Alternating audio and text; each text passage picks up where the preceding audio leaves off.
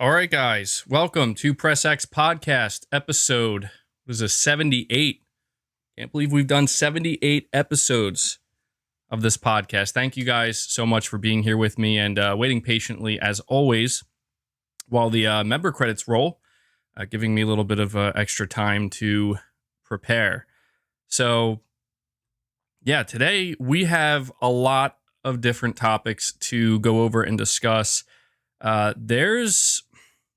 There's been quite a bit that's been going around in terms of official news, as well as rumors and leaks and all that stuff that we're going to dive headfirst into over the course of this podcast. So before we get into it, I want to first ask everybody who's here right now watching live to please hit the like button to help the podcast out. It certainly does. And if you are somebody who is watching later on because you couldn't catch it live, consider hitting the like button. It definitely helps. So I'm going to give you guys a quick rundown of some of the topics we're going to discuss over the course of this episode. And before I do that, all right. So we have about 5 topics. I cannot guarantee that I'm going to be able to cover all 5 topics because a lot of times I spend way too much time on one topic. It really depends. We'll have to see. The first topic, we're going to be talking all about God of War and God of War Ragnarok. I'm sure you guys saw the IGN poll that, oh boy, were the tears flowing from this IGN poll. God of War won big. We'll talk all about that. We're also going to talk about the voice actor of Kratos, Christopher Judge, letting us know why God of War Ragnarok was delayed and really just kind of shining a light on how amazing, honestly, Santa Monica Studio is, as well as all of Sony, putting people before deadlines. You love to see it. We're obviously going to be talking about the crazy rumor mill once again. Some big things happening with Konami's IP. Apparently, Konami is planning to revive a lot of their beloved IPs, such as Metal Gear Solid, Silent Hill. There's more rumors coming out saying that Kojima is making Silent Hill. Seems like it just won't go away. So we'll talk all about that. We're going to talk about Sony acquiring Bluepoint. We're going to talk about, future PlayStation acquisitions, what their plans may be. We're going to talk about, and we're not going to spend too much time on this when we do talk about it, if we get around to this topic, but apparently there's another Marvel PS5 exclusive game in development. It's a multiplayer game, and it's being done by Insomniac, possibly. And then we're also going to talk about the PS5 being the first console that can apparently run a game at 8K 60 frames per second. And it's not only the first console to do so, it's, as of right now, the only console that is managing to achieve that. So we'll talk about that as well. And I want to be able to do at least 5 community posts or community submissions before the end of this episode of the podcast. So, all right. I'm going to now give a shout out to my members. For anybody who is wondering, how can I support your channel? How can I support you directly? There's a few ways you can do that. You can become a channel member. And so, if you become a channel member on the 2 higher tiers, the Play Has No Limits Plus or the Play Has No Limits tier, you get a shout out at the beginning of every podcast. Or you can donate a super chat during a live stream, such as this one. That also helps. So big shout out to the Play Has No Limits Plus tier. Shout out to Junior Jackson, Samuel Payne, Josh Z, Agile Ice 24, Anthony Ramos, Skin Tight Salmon, PlayStation Pete, RU46 N2 Ray, and iSiler 18. Really appreciate you guys going above and beyond, as I always say. And then we have a shout out to the Play Has No Limits tier. Shout out to Avengers Endgame, Shark Gomp, John Renzi, Black Waifus, Adrian D, AWS Asher, Zanarkan Blitzer, Ivanoa Kachofel, Space Gambler Jr., AJ Saeed, Rune Gasoden, JDTV, Quantum Stardust, Sir Speaks a Lot, A Shorty Faye, Ryan Butcher, Big Norman 0518, Whiskey Gaming, Shaky Shako, Tyson Webb 509, Black Manta 1989, Sayin JT, Brandon Chadbrez, and Adrian Lupton. Again, big thanks to all of you guys for continuing to support the channel directly here. With that being said, we're going to dive right into the first topic, which is one that honestly I'm excited to talk about because I don't know that it's like a huge deal, right? Like I don't know that people are coming out here and being like, "Hey, God of War 2018 won IGN's poll for the greatest game of all time," but I do feel like we have to acknowledge this. I mean, I know that a lot of people don't care about IGN. I'm going to be honest, I don't really pay too much attention to IGN anymore, but they still hold a lot of weight. They still have a large audience. And so for those who are not aware, there was a massive poll that was done over the course of like a week or something, where, people voted for what they believe to be the greatest game of all time. And by the end of it, it came down to God of War 2018 going up against GTA 5, and God of War 2018 won. Now, I just want to say, GTA 5, it's a great game. I think Red Dead Redemption 2 should have been in the place of GTA 5. I really do believe that. I feel like for as good as GTA 5 is, there's just something about Red Dead 2 that is significantly better. But the fact that God of War 2018 won, I mean, I have seen people crying. It's quite sad. I mean, you see people come out here and it's like one day, God of War is a great game. It's a 10 out of 10 game. And then they find out that there is a poll that's conducted by IGN and God of War wins it. And it's now deemed the greatest game of all time. And then suddenly it's like people turn against the game and they're like, this is a joke. God of War 2018 winning the greatest game of all time is a joke. And I understand. Like, I understand that to a lot of people, that's just straight up absurd because there are many other great games that could easily take the number one spot. But when I saw that God of War 2018 won, I just couldn't help but smile. I was just smiling because I'm like, I know that the salt is going to pour out and it's going to be poured across the board. There's nothing anybody can do about it. And that's just the way it is. Michael Lynch, thank you, buddy. You're saying, what's up, MBG? Just came here, just out here in Austin, waiting for the Cowboys to hook it up, enjoying your cast until it starts. Well, enjoy the game, man. I appreciate you hanging out here for a little bit before that kicks off. So always appreciate it, buddy. iSiler18, you're saying, I just want to say that The Last of Us 2 wasn't even on that list whatsoever. I'm very saddened by this, LOL. Well, to be honest, man, there are a lot of people who are sad for different reasons when it comes to IGN's poll and God of War 2018 winning, but I'm just gonna give it to everybody straight. God of War absolutely deserves to win this spot. Does it mean that there are other games that, aren't just as good and can't be there? Absolutely not. Of course there are. There are a lot of games throughout all of gaming history that could easily, as I said, take that number one spot. But God of War is absolutely one of those games. Absolutely. If it was something, I don't know, just completely ridiculous that is objectively just not one of the best games of all time, and that took the number one spot, it would be a different story. But I feel like when you look at God of War, I don't know, man. I don't want to like use it as a way to like rub it in people's faces. Like, look at that.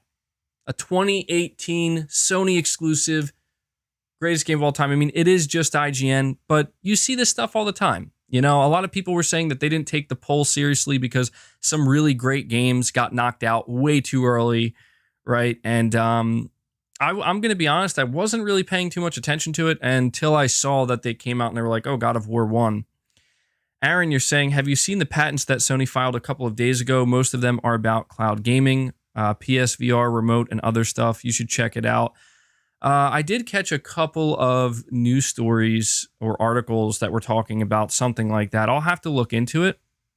So I'm not, you're saying, bro, seriously, who cares? It's an IGN poll. Move on. I mean, I care, man. I want to talk about it for a minute. We have a bunch of different topics we're going to be discussing over the course of this podcast, as I said. And this is just something that I wanted to talk about because the thing that I want to focus on is the fact that I've seen a lot of people, or at least more people than I was expecting, when this news came out that God of War 1 basically come out saying it's not deserving of it and it's a joke. And I completely disagree with that. I don't know how anybody could play God of War 2018 and walk away saying that this game just isn't one of the best of all time.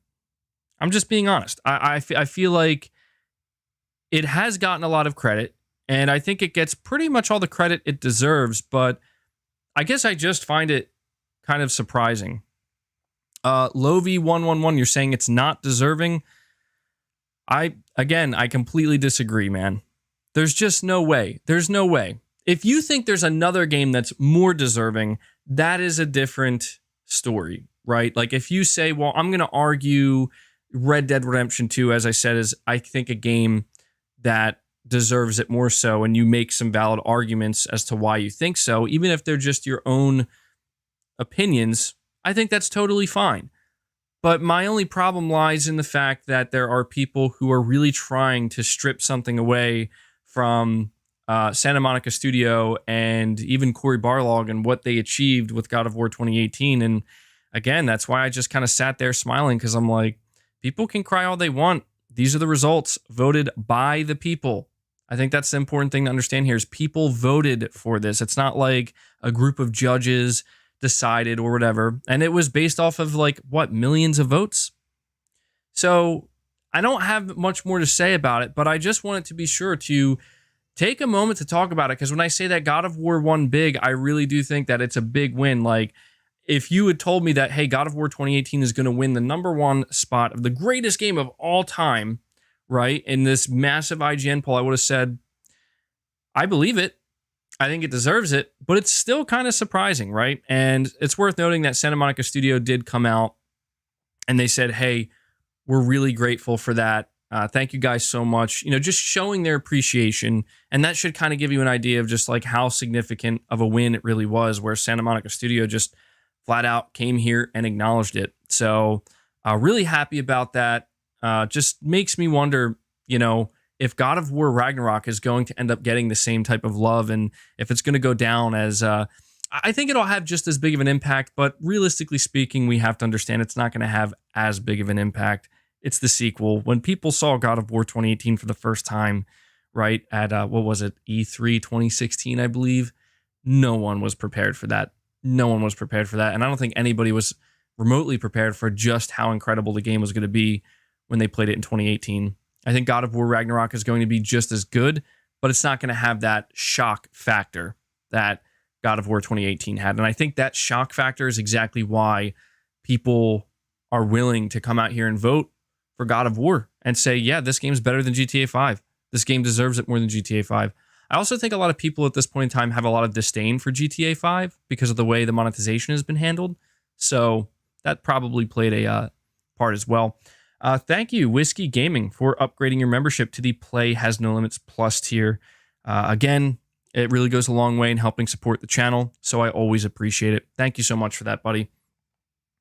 We're going to continue to talk a little bit about God of War before we move on to the next topic, and that has to do with Christopher Judge, the voice actor and the mocap actor of Kratos, coming out here without anybody's permission and revealing some information that normally you wouldn't hear from somebody on the inside, right? Like this isn't, it's not a bad thing. I don't think it's a bad thing. I don't think anybody sees it as a bad thing, But what happened was Christopher Judge took to Twitter and he's like, everybody's been wondering, why was God of War Ragnarok delayed? To be honest, I don't think many people were wondering at this point. Let's be real. I think everybody just kind of accepted, well, they need more time to work on the game.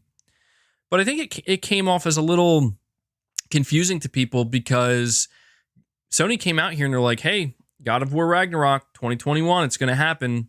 A lot of people didn't believe it, but then it got delayed and they're like, oh, well, okay.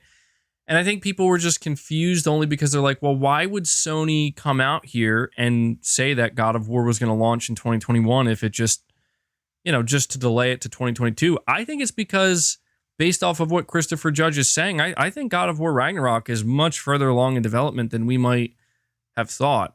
I think that they're going to have a lot of extra time to really polish up the game now, like more so than maybe they actually needed, which is a good thing. You know, the more time, the better. But Christopher Judge came out and he's like, guys, God of War Ragnarok was delayed because of me. I think he said it was in 2019. He had to get like some serious surgery done. He had to have surgery on his back, both hips replaced, surgery on his knee. I mean, that's pretty intense. I can't imagine what that must be like. He said he couldn't walk. And essentially what ended up happening, based off of what he said, is Sony Santa Monica said, we'll wait. We'll wait. Take your time. No pressure. You're not going to be pressured to recover faster. We're not going to say, well, this is the job. You got to get it done. Even if you're, you know, pretty much unable to walk, you got to find a way to come in and play your part. You know what I mean? They didn't do anything like that. And he was saying that it was pretty much the classiest thing he'd ever seen in the business, in the industry, where he wasn't expecting that. He thought that Sony Santa Monica, they were going to come out and be like, what do you do? Like, dude, we got deadlines. This is a business. We got to get it done. They did the literal opposite. They're like, you know what? We'll wait. We'll wait, you know? And you can tell that this is genuine because, as I said, Christopher Judge came out on his own accord to come out and say this. Like, he was moved enough, you know, to see the love that God of War was getting and whatnot, to come out here and say, I'm the reason, guys, you know? And I just thought that was a pretty awesome thing, you know? It makes you feel good because it's like, wow, you know?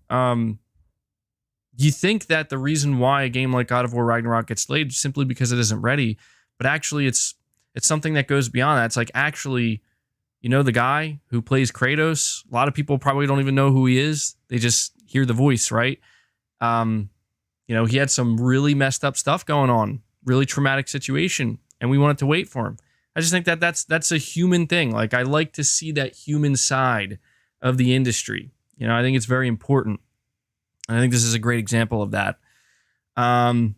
Josh, thank you so much, buddy. You're saying, happy belated birthday, my beloved. It took about 2 years till we see next-gen games start coming to the PS4 and Xbox One with Dying Light and Batman Arkham.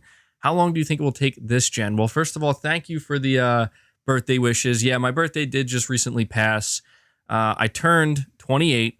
I know a lot of people have always been asking me, how old are you? I'm 28 years old now. I'm getting older now, you know? So thank you guys so much for all the birthday wishes. It was really nice of you, really kind. Actually, funnily enough, today I am going to be celebrating my wife's birthday as well. So we're having a birthday party for my wife. So yeah, a lot of birthdays in a very short period of time. But thank you guys so much for that. When do I think we're going to start seeing next-gen only games?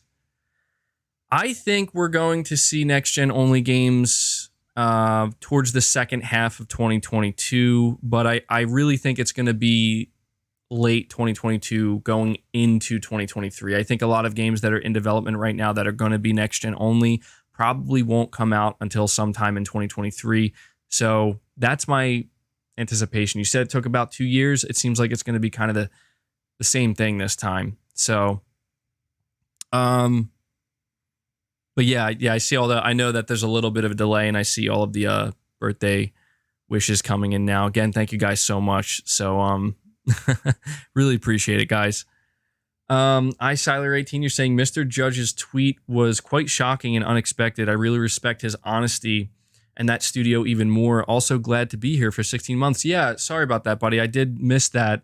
I'm getting used to seeing these super chats that are coming in from members. It says you have been a member for 16 months, and really appreciate that, man. We also have Say and JT, also a member for 16 months. You guys are very loyal to the channel, and you continue to help support it on a monthly basis. So really big thanks for that. You're saying, let me flex my 26 months real quick. Is it 26 months? Have you been? I don't think it's been 20. Saying JT, I don't know. Has it been 26 months? It says 16 months on my end. But either way, if it's not 26 months, or maybe if you fell off and you had to come back, because I think it does that, I appreciate it. Really, really appreciate the support, guys. Means a lot. I'm trying my best to keep the channel running smoothly and keep the content as genuine as I can. And so, you guys choosing to support the channel directly, it makes it easier so I don't have to do really much sponsored content. I don't have to put ads into my videos. That day may come. It's hard to say, but the continued support here makes it easier to not have to, feel like that has to be a necessary thing on the channel. So really appreciate it. Getting back to the topic, though, I got to say that, it was just really, really great to see somebody like Christopher Judge come out here and, his emotions got to him and he says, you know what? I don't care if somebody is going to let me say this or not. I'm going to say it. I'm going to come out here and I'm going to tell everybody how great the studio is, how great the people are at the studio, how they put people before deadlines, before profits, right? I mean, obviously, there's always, it can only go so far, but in this case, it makes me feel good as a fan. Like, it makes me feel like the wait has just become so much easier for God of War Ragnarok, knowing that that's the reason they delayed it. Don't get me wrong, I was already feeling like, okay, yeah, take as much time as you need, but knowing that it's because, hey man, Kratos, he's injured. He's got to rehab. He's got to get healthy. It's like, hey, take all the time in the world, take all the time you need. People come first. That's the way it should be everywhere. Unfortunately, it's not. And so I guess if people need to know how much of a priority does people's health and well-being, how important is that to Sony and their leadership? Clearly, it's very important. This is something that Herman Hulst has talked about at length when it comes to PlayStation, is that with this new leadership, not saying that past leadership didn't feel the same way, of course they did, but he's just putting an emphasis on the health and well-being of our developers and our employees comes first and foremost. And I think that that's ultimately going to make for better games in the end, right? When people are healthy and they're happy and they're at their best, they're going to do their best work. And so really, really nice to see that.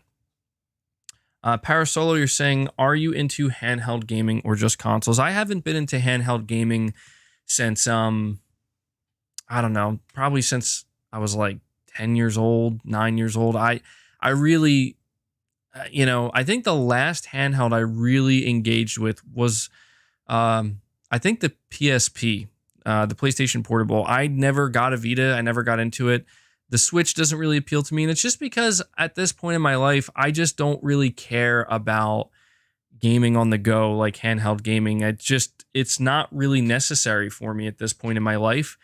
When I play video games, I like to relax. I like to go into it knowing that I'm going to, sit down, just, be in a comfortable environment, be as comfortable as I can so I can just put all my focus on the game and the experience. And that's how I enjoy games. I feel like when it comes to handheld gaming, I've just never been able to enjoy it the same way, even if it's just playing it at home. I don't know. That's not to say, though, honestly, I would be interested in a PlayStation Portable just because it seems so unlikely. And I do think it's unlikely. I don't think we're going to get another PlayStation handheld. It's just that if we did, it's like so unexpected. I would have to at least, it's like PlayStation VR, right? Like PlayStation VR originally didn't appeal to me, but this time around, because I'm getting more into the PlayStation ecosystem than I ever have, it's appealing to me on a different level now, where it's like, okay, I'm gonna have to give it a go this time for sure. So, do I think I'll get the Steam Deck? No, I don't plan to. I don't plan to get the Steam Deck. I think that there's a lot of people who are very hyped for it, but one of the things I thought that was weird about the Steam Deck is the size of it. Like it's pretty big, right? It's not that big, but it's significantly bigger, I think, than like the Nintendo Switch. And I just kind of feel like, I don't know, when you're getting to that size, right? Like when a handheld gets to that size, wouldn't it just be better to just get like a small gaming laptop? You know what I mean? Because I feel like, I don't know, gaming laptops, they've gotten pretty small, pretty compact, but it is still significantly smaller than even the smallest gaming laptop. But we do have to understand that the price is being paid in, in its specs. And they're limited. So, all right. That's pretty much it for the first topic. God of War 2018 winning best game of all time with the IGN poll, and Kratos' voice actor coming out letting us know, hey, Sony Santa Monica and Sony as a whole, they put people before profits and deadlines. So I love to see it. The next topic is one that it's interesting because the reaction I'm seeing from people is not surprising to me. We're, of course, talking about the rumors. Once again, the rumor mill is coming back around when it comes to Silent Hill, Metal Gear Solid, Castlevania, right? We're seeing that there are some significant reports coming out. Now, when we dive into this topic, I know that people get upset. I don't fully understand why. I mean, I kind of can, but I just feel like people get a little too upset where it's like, look, if you just don't want to hear it, that to me is what I understand.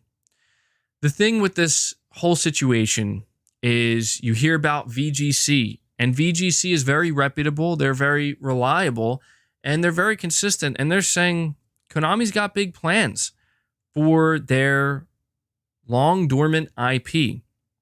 They have multiple Silent Hill games in the works. They have multiple Metal Gear Solid projects in the works. Both are in the form of a remake and remasters.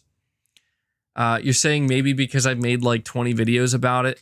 Well, yeah, we definitely have talked about it a lot, and I could understand if people were like, I think maybe you've talked about it a little too much. But the thing is, the reason why I can't let this go is simple. It's simple. It's because I've been following it this long. It feels like, why would I just give up on it now and just say, well, that's it, I'm done. It feels unnecessary to do that because I feel like it's coming to an end soon.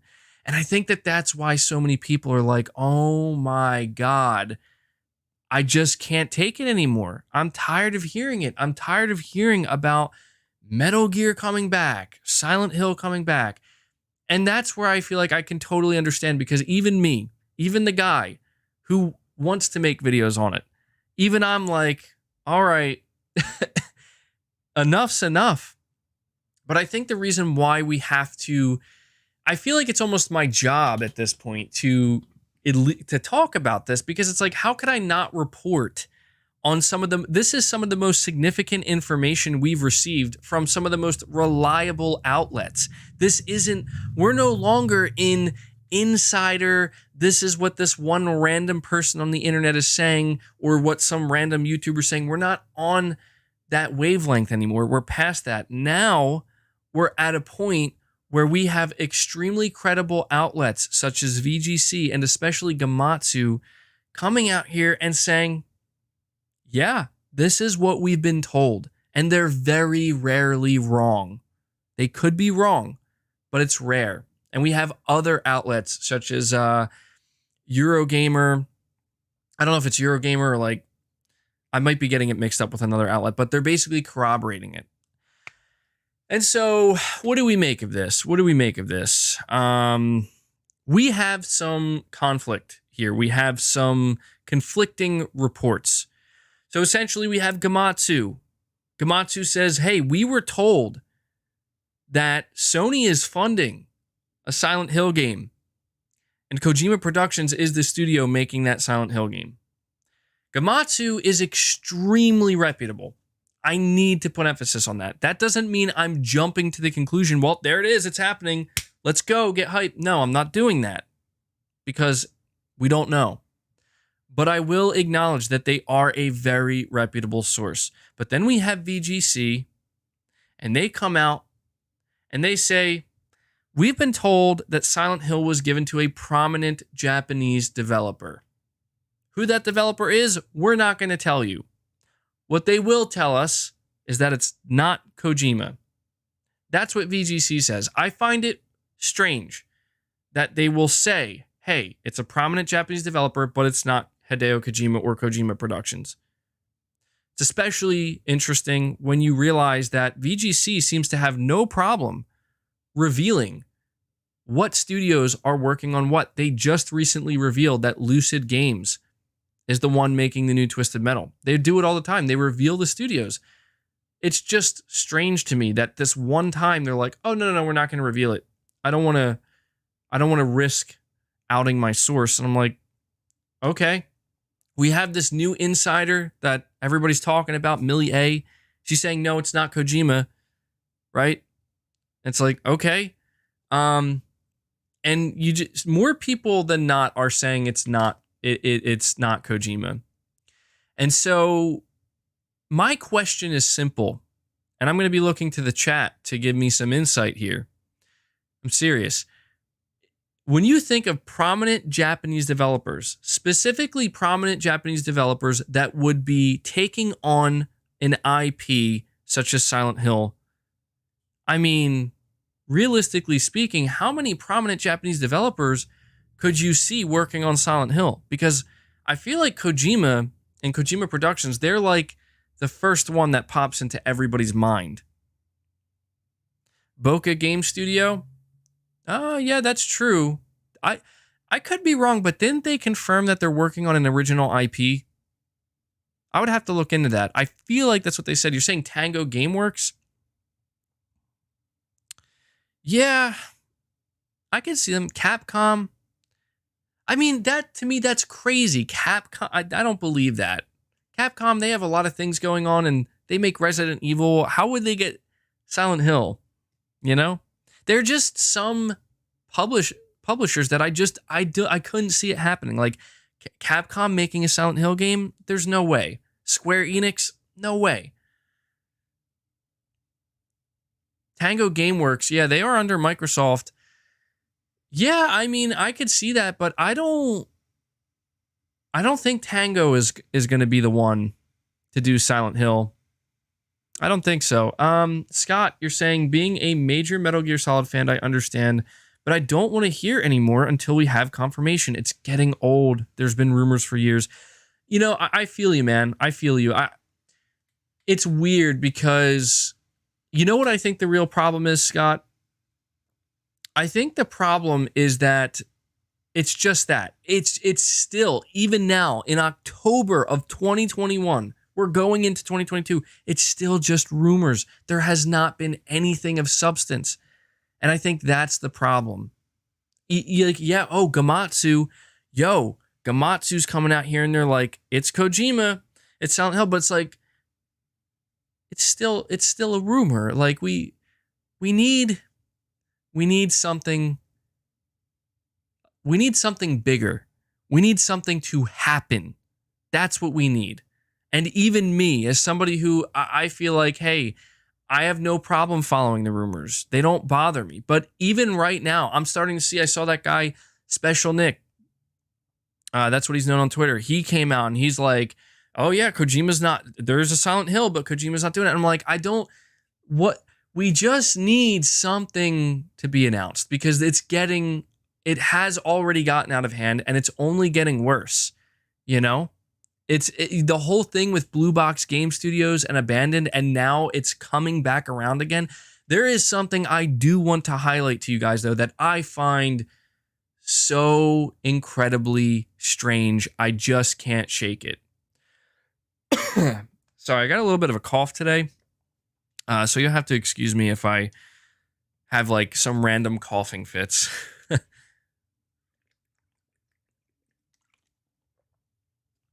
Oh, man. Josh, again, you're saying Deviation, Jade Raymond, Firewalk will all be PlayStation Studios. Watch. I wouldn't be surprised. I think they have to prove themselves. Those partnerships, I think they have to prove themselves. And if they do, Sony's going to be like, come on in. Come on in. Chris B, you're saying, could it be a Sony studio? So that's where things get interesting. Everybody's pretty much saying, or at least anybody who seems to have any type of credibility, they're all saying the same thing. it's a prominent Japanese studio, but they won't say who the studio is. And we've heard rumors for just so long that it's Sony. It's Sony. Sony's funding the game. I'm like, okay, what is this prominent Japanese studio? Do you guys remember that rumor we covered? That apparently Sony's in the process of building a AAA studio based in Japan with some top level Japanese talent that's worked at Konami, that's worked at Capcom. I'm not saying it's likely, but I couldn't help but think of that. I'm like, that's an interesting rumor that would line up very well with this rumor. You know what I mean? A rumor lining up with another rumor, it's like, okay, it gets crazy because it's like,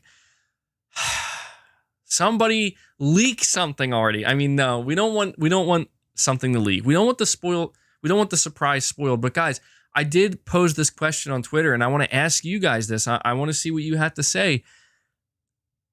Is it possible that if these insiders, they're gamers too, right? These insiders, is it possible that they are like, look, I don't want to spoil it. I don't want to be the one to ruin the surprise. Like if you had a source and your source came to you and they said, look, I'm going to tell you this, but I don't want you to put it out there. We don't want to ruin it, but I'm going to tell you so you know. It's Kojima. It's happening. I mean, one of two things I think are pretty likely. One, the source says don't spoil it. If you spoil it, you're going to burn your one and only source or one of your good sources, and I'm not going to give you any more information. So you have that angle where the source itself could be saying, I'll tell you, but don't reveal it. And then you have the other aspect where the insider themselves, I mean, I'm going to be honest with you guys. If I was told, like legit, if I had like a 100% source, like if it was like my friend worked at Sony and he was like, bro, listen, it's happening, man. It's happening. And he didn't tell me whether I could reveal that. I couldn't do it. I couldn't do it because I'd be like, that's too big. I can't have that on my hands, man. I don't want to ruin that for people. And that's one of the reasons why I feel like people are over the rumors, because it really is at this point, like, if this is real, if this is happening, we're just let's just let it happen when it happens. We can't keep going on like this, you know? We can't keep going on like this. Salvazard06, you're saying, what about the AAA studio Sony is rumored to be creating in Japan? Yeah, I did mention that, Salvazard. That's what I'm talking about. It's like, is it possible? I mean, anything's possible, but how likely is it? I guess we should ask, how likely is it that Sony is in the process of developing and creating a new AAA studio in Japan, and this is going to be the studio that works on Silent Hill? I mean, I don't know. Who knows, man? Who knows? Solid Snake, you're saying, that's a handsome, distinguished man with an eye patch on your wall. Yeah, I'm glad you like the old Snake portrait I got back here. Yeah, Metal Gear Solid 4, man. One of the best games ever. I hope that we end up getting a proper remaster of that game on PS5, which, according, talking about this topic, guys, according to VGC, let's move away from Silent Hill for a minute. All right, let me get this other super chat first. iSiler18 again, thank you so much, buddy. I always appreciate your support here on the live streams, man. You're saying, when Kojima responded on Twitter a day ago with a bunch of emotes to a post that said, kept you waiting, huh? I'm saying to myself, please stop, LOL. Yeah, I mean, dude, in the height of the whole abandoned thing, I was really following Kojima on Twitter and reading into everything, and I started to realize, like, nothing's happening. Like, I went off the deep end and nothing's happening, and I had to reel it back in. And guys, I don't care what anyone says. I don't care what anyone says. I lived it. I experienced it. I was here. You guys witnessed it with me. Ever since that day, that Blue Box Game Studios tweeted out, what begins with S and ends with L? We went on a roller coaster ride like no other. Nothing I've ever seen in the industry. I don't care what anyone says, even if that turns out to be a whole lot of nothing. And even if it is nothing, even if it, in the end, Abandoned ends up releasing under a different name, and it's like, this is just some not good indie game, man. Even if that's what happens, I will always look back on between the months of June and August 2021 and be like, there were so many, the amount of coincidences that occurred all at the same time is uncanny. And that's what I wanted to say, is I'm not trying to bring Blue Box Game Studios or Abandoned into the conversation, because at this point it seems all but dead. Like, no one's talking about it. Blue Box went dark, and I understand. And I'm not trying to be that one guy out here that's like, it's still real. Like, I'm not doing that. But I just, now that we're looking back, now that we have some better perspective where we can look back at the trajectory and the timeline in which everything occurred, I have to say this. Abandoned gets announced on April 7th, 2021. A few people immediately look at this and are like, that's Kojima. That's Kojima. That's some weird Kojima stuff I'm looking at. Immediately, Blue Box comes out and says, no. We're an indie studio. We're not Kojima. It's not Silent Hill. Everybody drops it. Everybody drops it. We don't hear anything else about the game. We don't get any more information. Then out of nowhere, one day, Blue Box Game Studios Twitter pops up. They start going crazy, right? They start going crazy. Everybody else starts going crazy. And they're like, what's going on? Like, I can't, like, what is this? Is this really, is it happening? Is this it? Everybody's losing their minds. And then it gets crazier and crazier and crazier, and then it calms down. It calms down for just a week, maybe a week at most, and then it happens again, and it happens again, and then it calms down for a couple more days, and then it happens again, and it goes on and on until we hit August. So between the months of June and August, this man, Hassan Karaman, and whatever he's doing, he managed to capture the entire gaming industry, not for a day, not for a few days, for literally multiple months. For multiple months. He achieved what marketing gurus dream of achieving. This one man. Now, if this does turn out to be nothing, it's very easy to say, hey, he did it in the wrong way. He was deceitful, if that's what it ends up being. I agree. But you gotta at least acknowledge that what was pulled off is not something you see very often, if ever. And this is what I can't figure out. I want you to pay close attention to this part, because I know it seems like, oh God, this guy is wearing the tinfoil hat again. I'm not. This is just the last thing I have to say because of what happened the past 48 hours. How is it that the timing of this lines up just perfectly between the months of June and August? Sony ain't doing nothing. Sony's very quiet.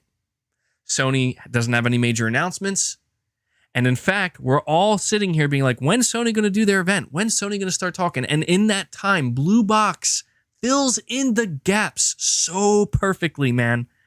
Where they're trending, Silent Hill's trending, Kojima's trending, Sony's trending. It's just trending. And then it just comes to an abrupt halt towards the end of August. I mean, it just dropped. Like somebody flipped the switch. They turned it off. It's off. It's over. It's done. They're gone. Just in time. Just in time for both Sony and Hideo Kojima in the month of September to come out and say, hey, all eyes on us. We got an event. And Kojima has a director's cut version of a game to sell. And you would think, here's the thing I want to emphasize to people. There's a lot of people who think that what Blue Box did is they're scam artists and they're egregious. Why would they not do it at a time when it would make the most sense for them to do it? Just saying. They stopped completely when the time came for Sony and Kojima to actually do something. Not a single person was talking about Abandoned anymore or Blue Box. Everybody, all eyes were on Sony and PlayStation. And here's where it gets really weird, guys. And I can't figure this out. And I literally feel like a detective that is like, like the case went cold and I can't figure it out. How is it that the first day of October, boom. Oh, you thought you were done talking about Silent Hill and Metal Gear? Well, we got a whole new report. I mean, it's like, are you serious? So between June and August, we're completely consumed. By these rumors, by this speculation, by these theories revolving around Silent Hill, Metal Gear, and then it comes to an end and we're like, all right, guys, this is it. It's over. We go into September. We're like, all right, now we're back to reality. We got a PlayStation event. We got, Death Stranding director's cut. We got some new studio acquisitions, the whole thing. And as soon as the month ends, as soon as we enter October, the first thing that starts happening is they just come right back. Granted, it's not Blue Box. Blue Box is still MIA, which is fine. It probably should stay that way. You're saying I'm the Alex Jones of gaming? I hope not, man. I don't want to be perceived that way. I'll ask you guys this, and then I'll end it. Do you agree or disagree with me when I make this statement? The timing of everything that has happened is uncanny. It's uncanny. And it's bizarre. Do you agree or disagree with that?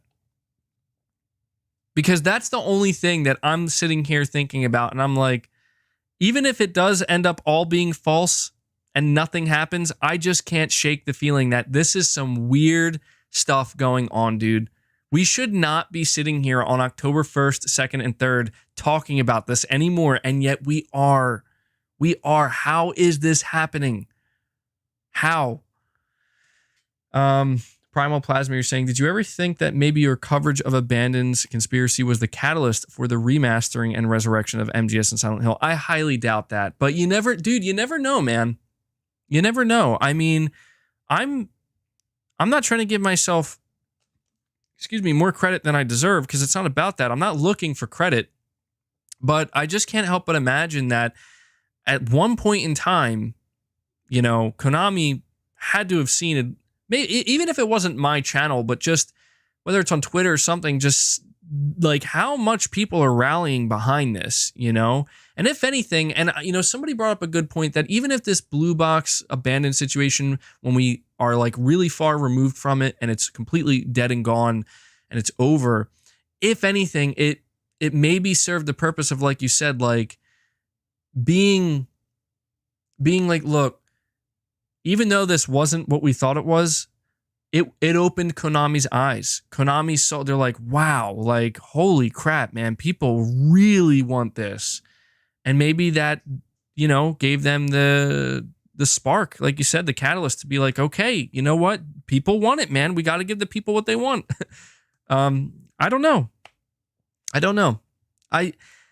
not going to lie to you guys. Like the whole situation with Blue Box and Abandoned, I'm not saying it like messed me up, but I can't, like, I was telling my friend this. He was like, dude, like, let it go, man. He's just like, let it go. And I'm like, you're totally right. But you know what I'm going to do?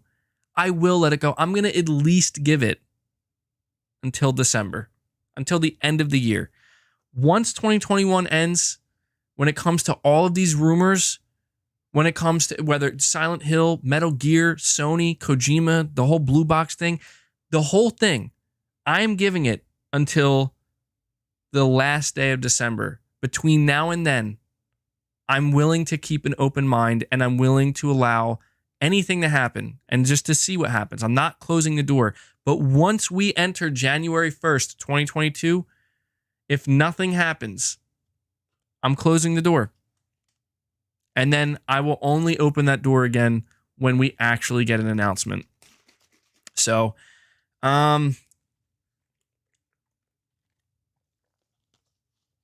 iSiler18, you're saying, let's not forget the 2 games from Bluepoint. Yeah, we're going to talk about that in a little bit.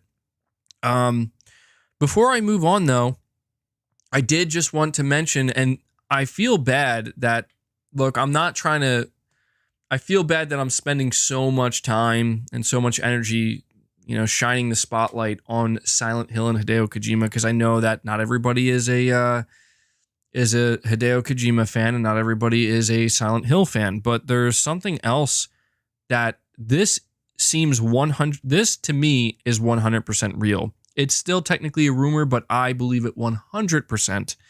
And that is a Metal Gear Solid 3 MBG be like, I'm letting it go next year. I mean, I think that's a fair timeline. But anyway, distracting me. There's a Metal Gear Solid 3 Snake Eater remake, not a remaster, a remake. However, the studio that is apparently being tasked with this game is a studio that I don't really have much confidence in, simply because I'm not very familiar with their work, or as far as I'm aware, I don't think they've done a full remake before. If it was Bluepoint doing an MGS3 remake, I would lose my mind, but it's not Bluepoint, unfortunately. Apparently, anybody who has the inside track on Sony, if you believe them, they're all saying the same thing, and that is, sorry guys, Bluepoint isn't the one doing Metal Gear. And I'm like, really? That's crazy. It just seemed like they were the perfect fit for Metal Gear. Why wouldn't they do Metal Gear? Apparently, the studio is called Virtuos. They're a big, Chinese studio that's done a bunch of work on AAA games. So here's my outlook on the Metal Gear Solid 3 remake.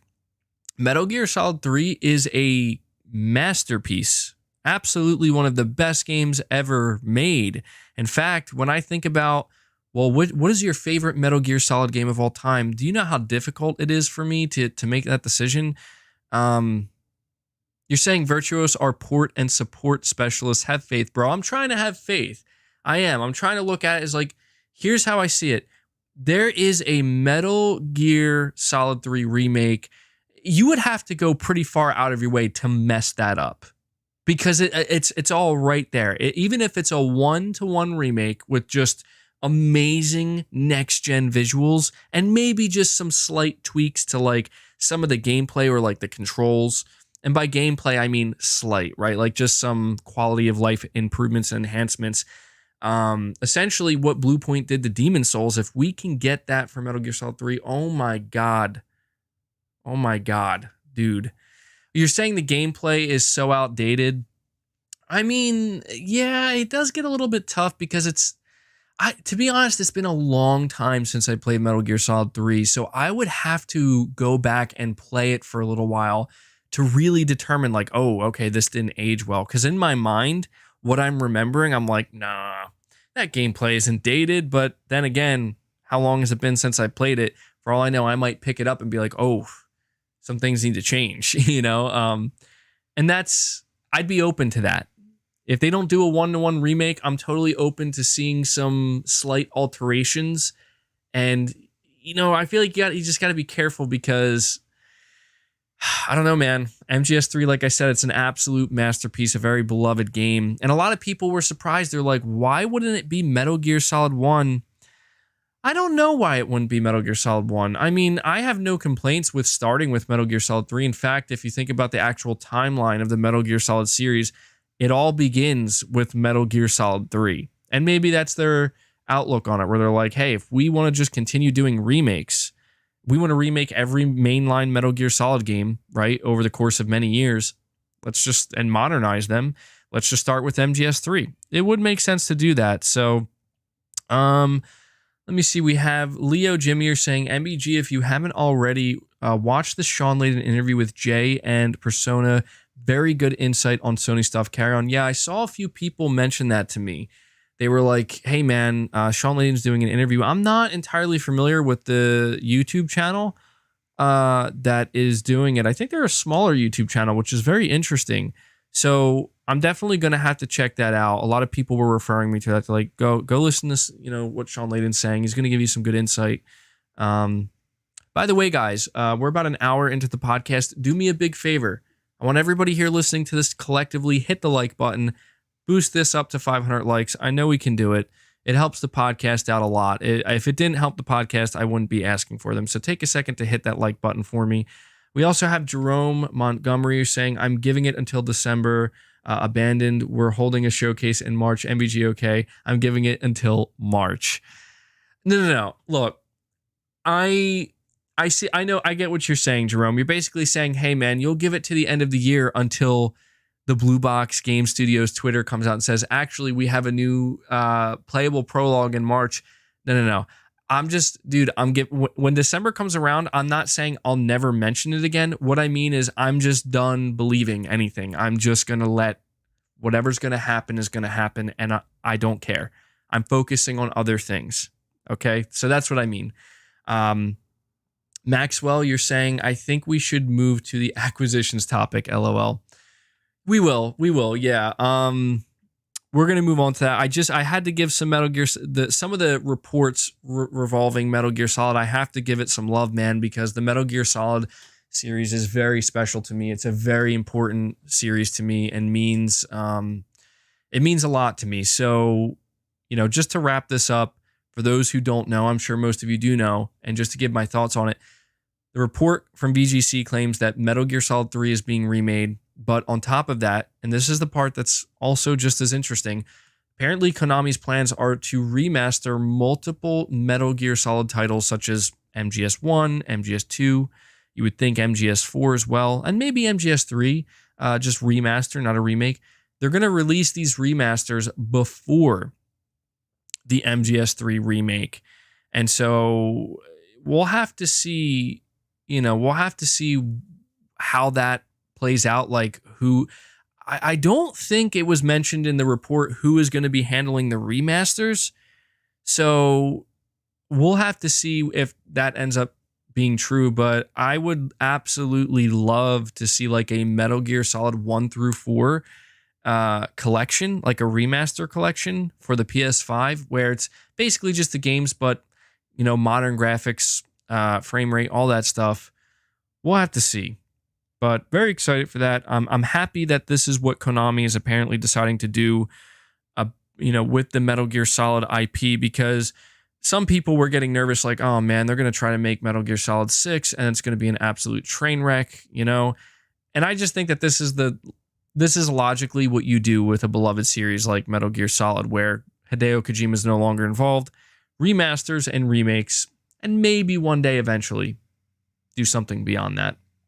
iSiler18, you're saying the fact that Metal Gear Solid 4 is still PlayStation 3 exclusive is treason after all these years. Really looking forward to the potential remasters, and apparently Metal Gear Rising is getting the remaster treatment. I haven't heard anything about that. Metal Gear Rising getting a remaster. I could see it though. But yeah, Metal Gear Solid 4, again, another masterpiece of a game. It is crazy to think that it's still completely bound to the PlayStation 3. So hopefully they'll do something about that. But with that being said, we're going to move on to the next topic, which is Sony announced they have acquired Bluepoint Games as a first-party studio. Apparently, Bluepoint has 2 projects in development. One is a remake, and the other is an original smaller game that's apparently similar in size to Spider-Man Miles Morales. On top of that, Herman Hulst made it clear in an interview that they are absolutely not done buying studios, but he put a ton of emphasis on the fact that Sony will absolutely not just acquire any studio. They're only going to acquire studios that they feel have a ton of potential and have the same quality-oriented mindset that they do. And he put a lot of emphasis on the quality aspect. And I think that that is truly the difference maker. I really do. I know that there are people who roll their eyes. And you know what's so funny to me, guys? I see so many Xbox fanboys, and this is what they come out with. They're like, I thought Sony was all about organic growth. I thought Sony wasn't going to acquire. Like, whoa. Like, take a step back and let's evaluate the facts here, okay? Here are the facts. Fact, Sony has always acquired studios, okay? Fact, Sony has always acquired studios that they believe they could grow and build into bigger studios. Fact, that's exactly what Sony has done. Fact, that's still what they're doing. So yes, it is still organic. Okay? I'm tired of seeing these guys, these Xbox fanboys get all salty because Sony's actually out here making some moves. What did you think was going to happen? Did you think Sony was just going to be like, you know, Microsoft, they're just acquiring everybody and their mother. They're just acquiring publishers. We don't need to do anything. Absolutely. What are you, crazy? You think Sony, you really thought Sony was just going to sit around and like, oh, well, I didn't think Sony was just going to sit around and not acquire, but why are they talking about organic growth? Dude, because it is organic growth. It doesn't get any more organic than acquisitions of studios like Housemarque and Bluepoint. It really doesn't. You know? And I can understand if somebody's like, well, what about Firesprite? Even then, even with Firesprite, the majority of those developers were previously at Sony. So it's like, they all make complete sense.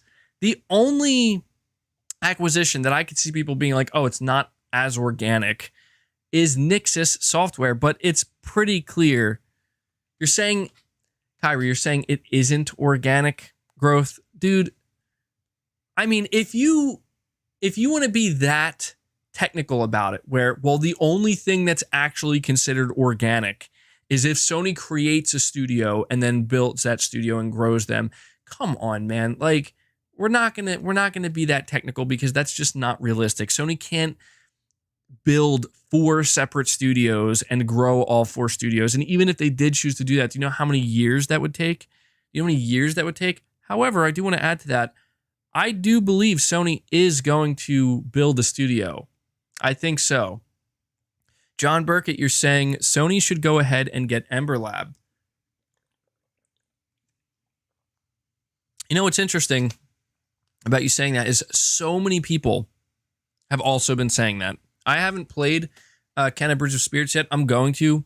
I've kind of changed my approach to the way I play games now. I take my good old time, and I'm going to talk about those games when I play them. It just is going to be probably way later than you would expect. But hopefully you guys will still tune into that and be interested in what I have to say. But I've heard so many good things, great things actually, about Kenna Bridge of Spirits. And so many people have come out and said, Sony, you got Housemarque, amazing. Love to see it. You got Bluepoint now.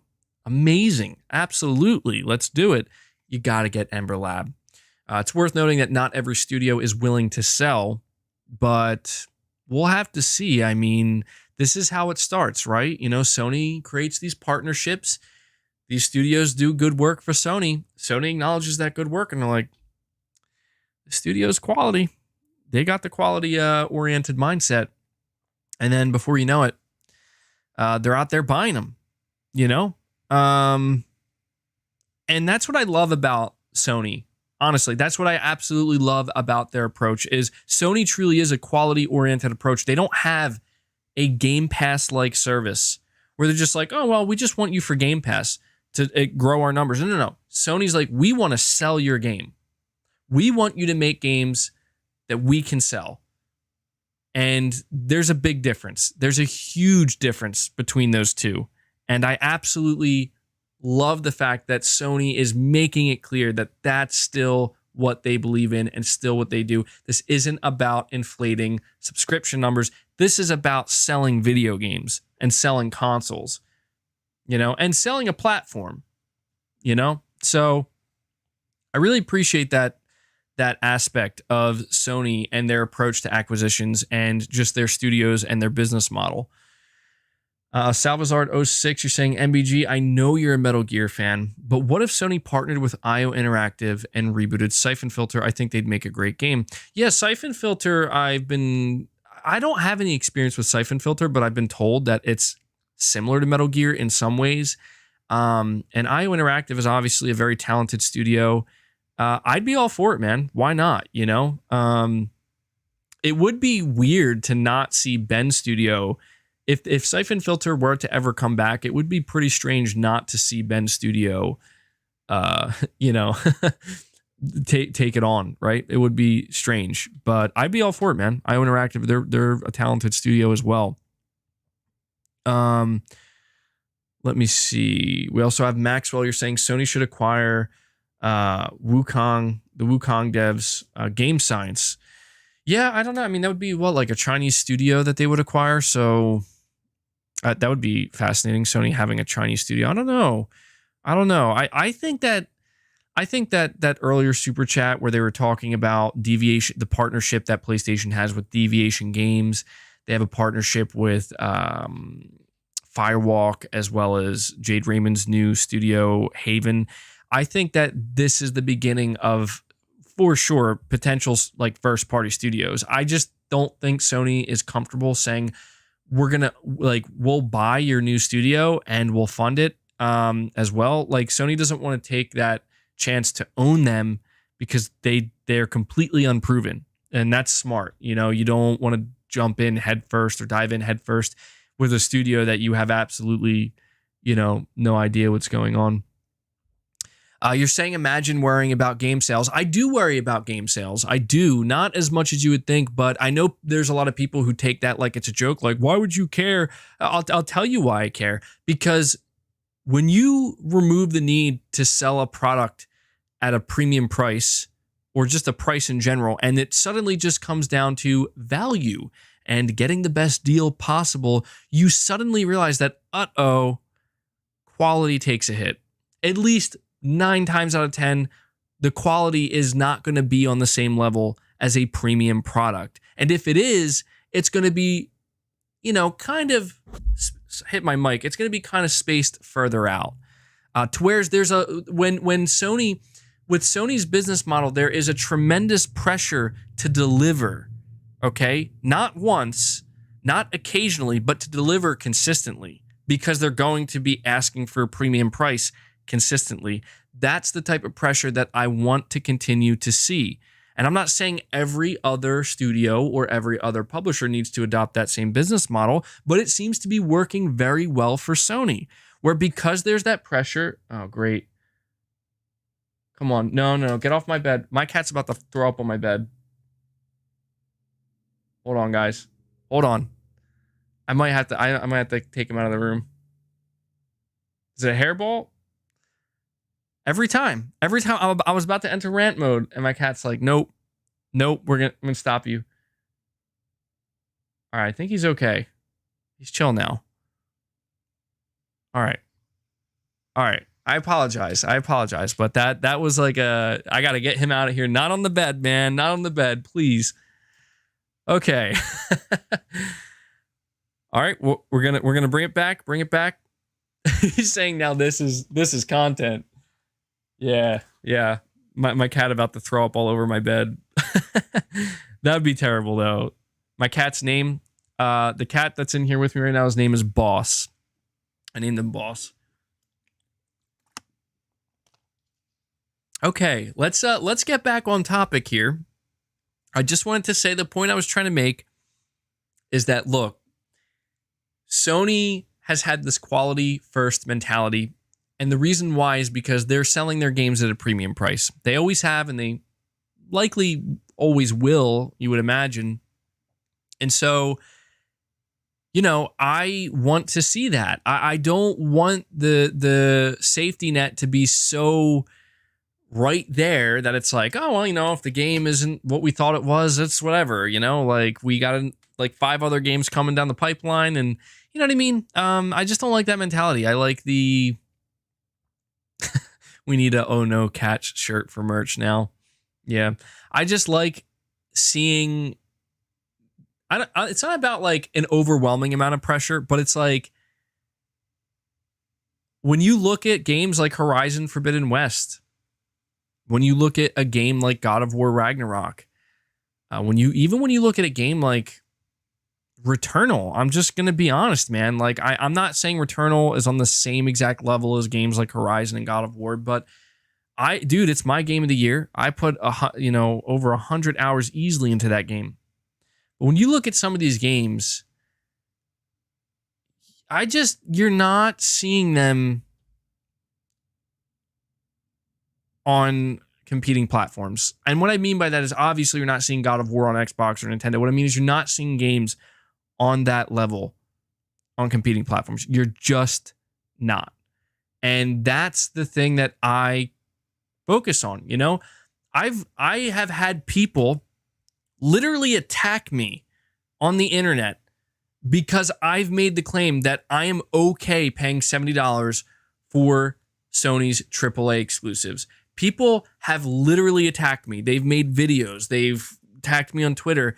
And I think that these people are ridiculous because it's like there's nothing crazy about what I'm saying. In fact, what's crazy to me are people who act so entitled that what?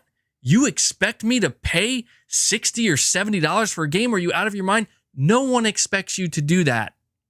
Literally, no one is expecting you to do that. Just because I say that I'm okay doing that because I believe I'm getting my money's worth and I believe it's worth it, and then somebody says, well, I think this game should be $40. That's great that you think that. Wait, and it will likely eventually be $40. But to come out here and cry at other people because of how they're choosing to spend their money, why are you worried about how others are spending their money? There's no need to worry about it. If you think it's because, well, you're promoting bad business practices, you're promoting a company and saying, hey, we should all give them more money. No, I'm not. I'm not saying that at all.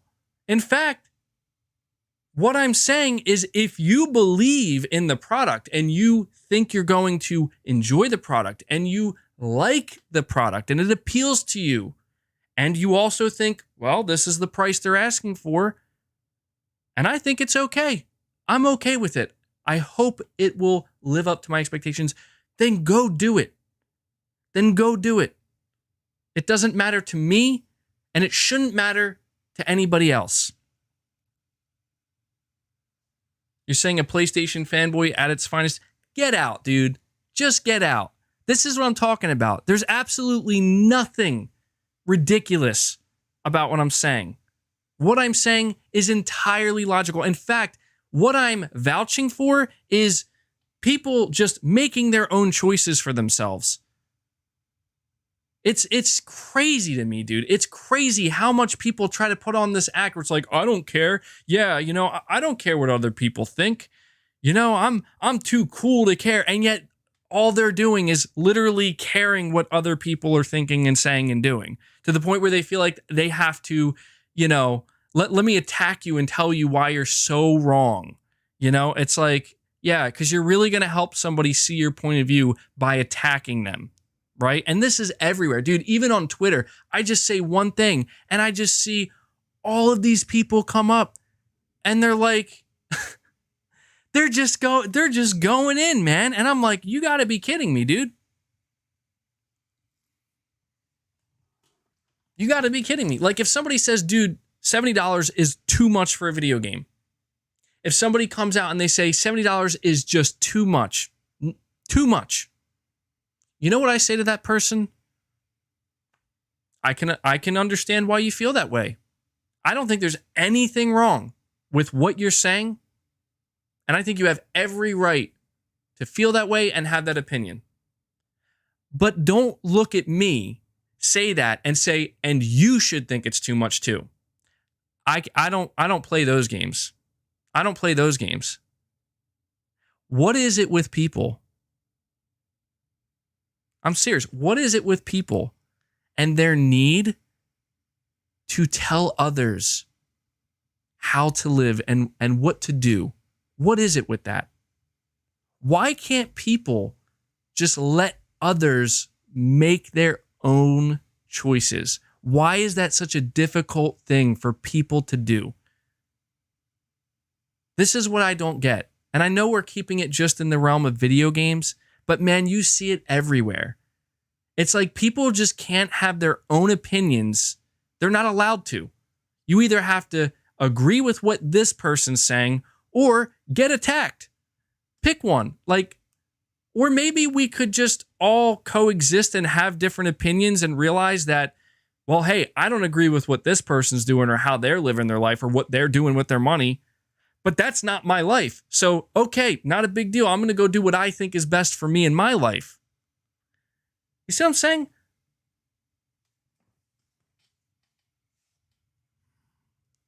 All right, so I see you, Truck. You're saying, LOL, exactly. So stop talking about Xbox. Well, let's hold on now.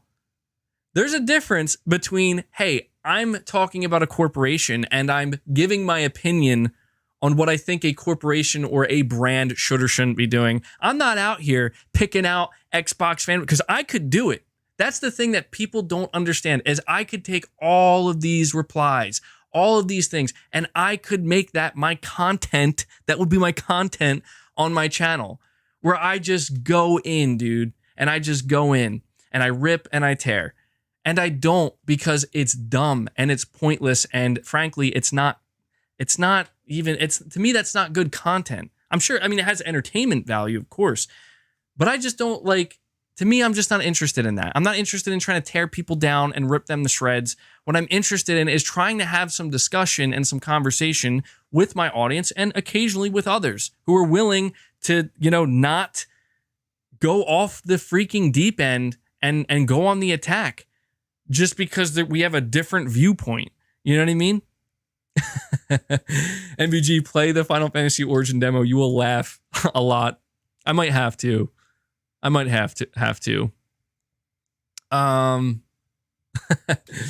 right, let's there always has to be some kind of rant,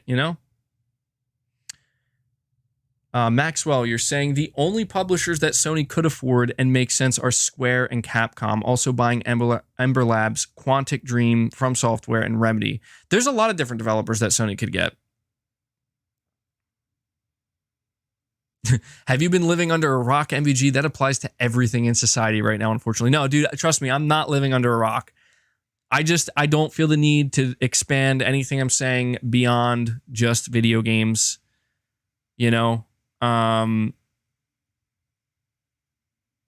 So yeah, that's all I'll say with that. I have not been living under a rock. iSalar18, you're saying acquire Square Enix and Capcom, and I'm good. Those games sell significantly more on PlayStation. I don't think Sony's ever going to acquire a publisher. I don't think they should or need to. I'm actually beginning to realize that Sony's way of doing it is much smarter than just buying an entire publisher. You're saying it's a joke, MBG. Come on, it's just a joke. I mean, look, dude, I get it. I'm not saying, I understand that at the end of the day, it's like if I were to be in a room with all of these people that say the stuff that they say or the messages they leave on Twitter, I don't think it would be like, okay, now it's a free for all. We're swinging here and we're just literally trying to beat the hell out of each other. I don't think it would be like that. I think it would actually be just a totally normal conversation. And even if people disagreed, I don't think chairs would be thrown across the room and stuff. You know what I mean? I think it would be fine. I think it could be a heated discussion, but it's not that serious. I think it can become that serious if other people try to make it that serious. And that's where things get a little bit frightening, where it's like, okay, we're just trying to talk about the video game industry right now, and it's, I don't know, man. Some people are crazy. But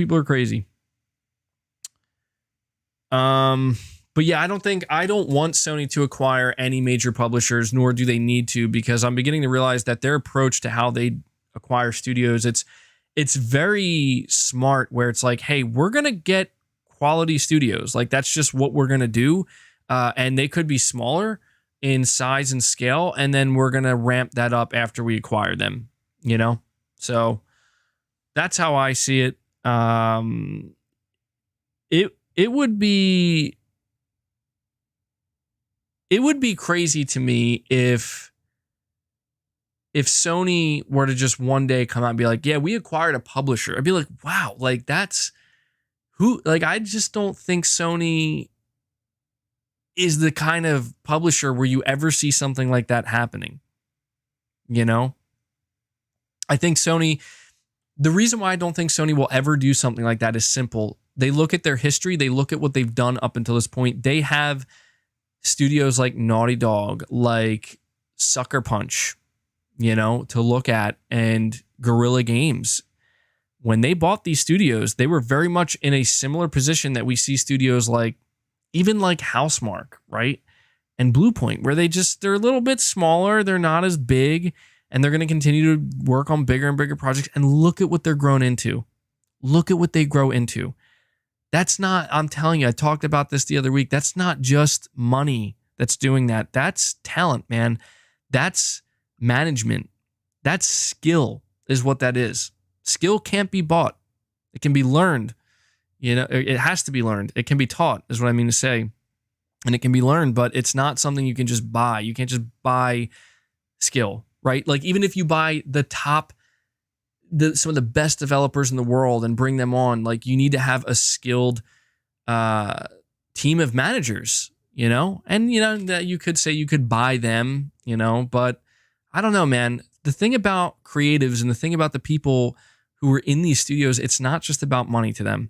It's not. It's not just about having the biggest paycheck and making the most money. It's important.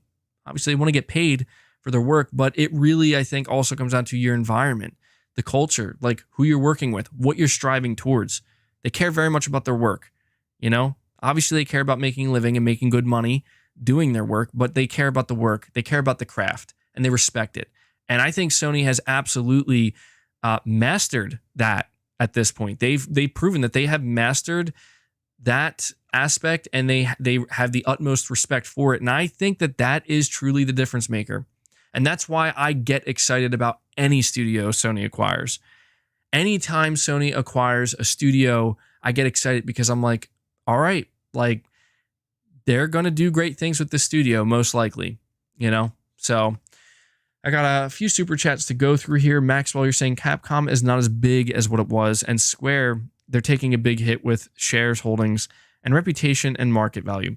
All of this may be true, but it would also, to kind of look at the other side of the coin, it could also mean that maybe these are reasons why Sony shouldn't acquire a publisher, right? You have to look at it from the other side of the coin as well. Hicksock, you're saying Returnal broke my R2 trigger spring. Yay. It's unfortunate to hear, man. I think it's going to be expected at some point. This seems a little bit soon, though, obviously. I mean, the PS5 hasn't even been out for a year, so luckily I haven't had any issues like that with my DualSense. My DualSense controllers, they all work perfectly fine. Now that I said that, I'll probably go play my game tonight and something will break. But, you know, as of right now, it's good. So Jerome Montgomery is saying, AMEG, hear me out with some Japanese studios leaving Sony to make games for Nintendo because of censorship. Do you think their close relationships with Square, timed games, and all odds for purchase? Well, first of all, the idea of some Japanese devs choosing to go to Nintendo due to censorship, I could see that for sure. Like, I haven't been paying too much attention. A lot of the games that apparently like get censored to some extent, I don't play those games, and I'm not really paying attention to them. So I can't really speak to that, unfortunately. I know that Sony's had an issue with that. My hope is that that's not really a thing. Like, you know, creators shouldn't really be censored. You just got to let them, you know, it depends. It really depends on like what the content actually is. Like, I feel like there's definitely some lines where it's like, this is just in poor taste. I don't think anybody should, you know, I get that's like, let's respect the creator, but like, what if the creator's a freaking weirdo? You know what I mean? Like, and I mean, like, really weird. It's like, maybe let's not, just that guy can go to it somewhere else. But I just feel like when it comes to a lot of the stuff that Sony's doing, like you're talking about, their close relationship with Square Enix and timed exclusives and the odds for purchase. I think that if anything, the deal that they struck with Final Fantasy VII Remake and the deal that they struck with Final Fantasy 16 proves that they don't need to buy them. They don't need to. They can continue to, just come out and be like, hey, timed exclusive for a year. Timed like Project, I don't know why I'm still calling it Project Athia, Forspoken. A 2-year timed exclusive. They don't need to buy Square Enix. Absolutely do not need to buy Square Enix. They just need to continue strengthening the partnerships and making publishers like Square feel very confident about embracing these types of deals. And you know what? Oh, I just smashed my elbow again. I always do that. I want to talk about something else after regarding acquisitions once I get through some of these. Darkborn, you're saying Phil tried to push out Halo last year, and to him it was good enough, obviously. That's the problem with Game Pass. He had to walk it back and change it. Yeah, I mean, dude, I've heard a lot of good things about Halo recently. A lot of Halo fans saying that this is great. It's like the best Halo they played in years. And I'm happy about that. And they've also talked about how, man, there's been some major improvements made visually and even with like the gameplay. It's a lot better, a lot more refined. And that's because they got a whole extra year to work on it. And I've always said that, though, about last year when we saw Halo for the first time in 2020. The thing that was shocking to me is that Microsoft signed off on that demo and Phil Spencer signed off on that demo and said, yep, this is good enough, like you said. And they did have to respond to the backlash, and I'm glad they did. They did the right thing by delaying it, but I will always remember, like, they were okay with that. And I hope that they just learn from it, I'm not going to hold it against them forever, right? Because it's just like, they messed up. They thought it was good enough, and they missed the mark. They were clearly not aware of, like, no, people are not going to be happy with this at all. My hope is that they just learn from it, and that going forward, they are more critical of, like, okay, is this actually ready to show yet? Is this actually ready to release? And I understand the idea of Game Pass. It remains to be seen, man. We're going to have to see. Forza and Halo are going to drop, and hopefully they'll both get good reviews and people will like them. And it's like, okay, we got some quality games dropping in the Game Pass, but I'm looking outside of Forza and Halo. I'm looking at, what about these other games?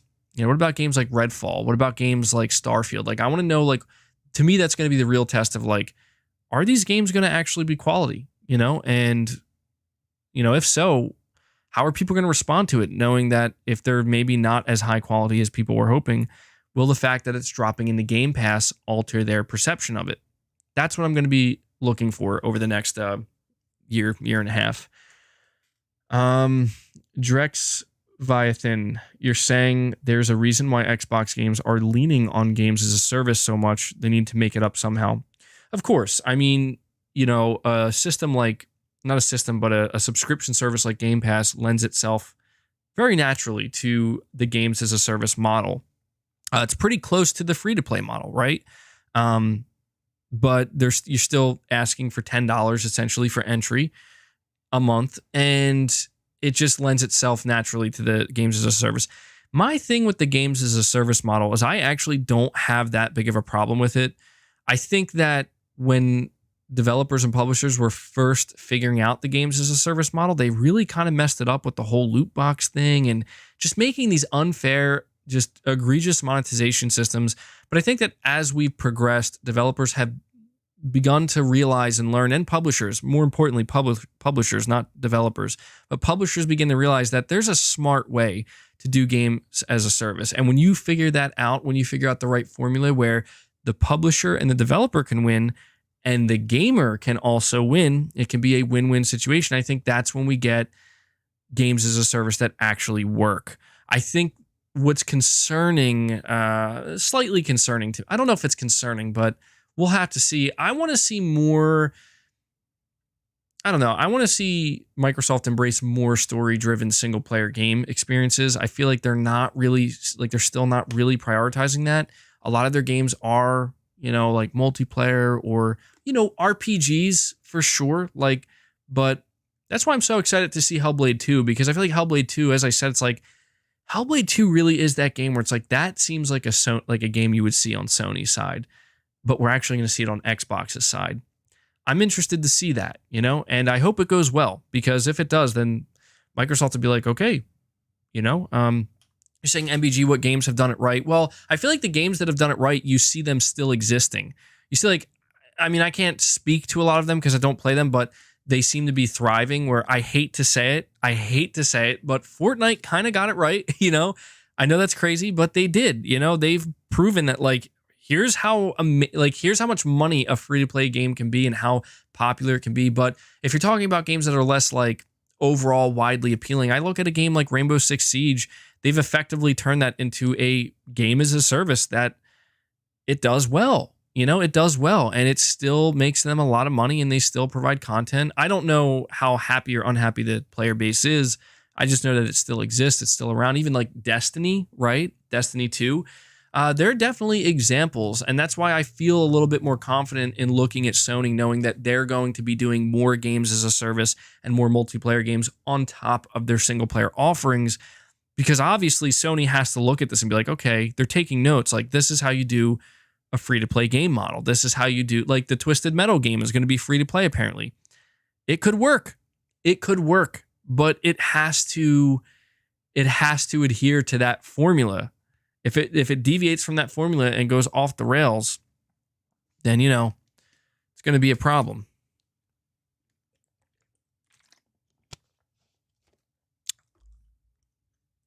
Let me see here. We have JDTV, member for 5 months. You're saying, I hope you had a wonderful birthday. I just played the Halo Infinite beta. It's okay.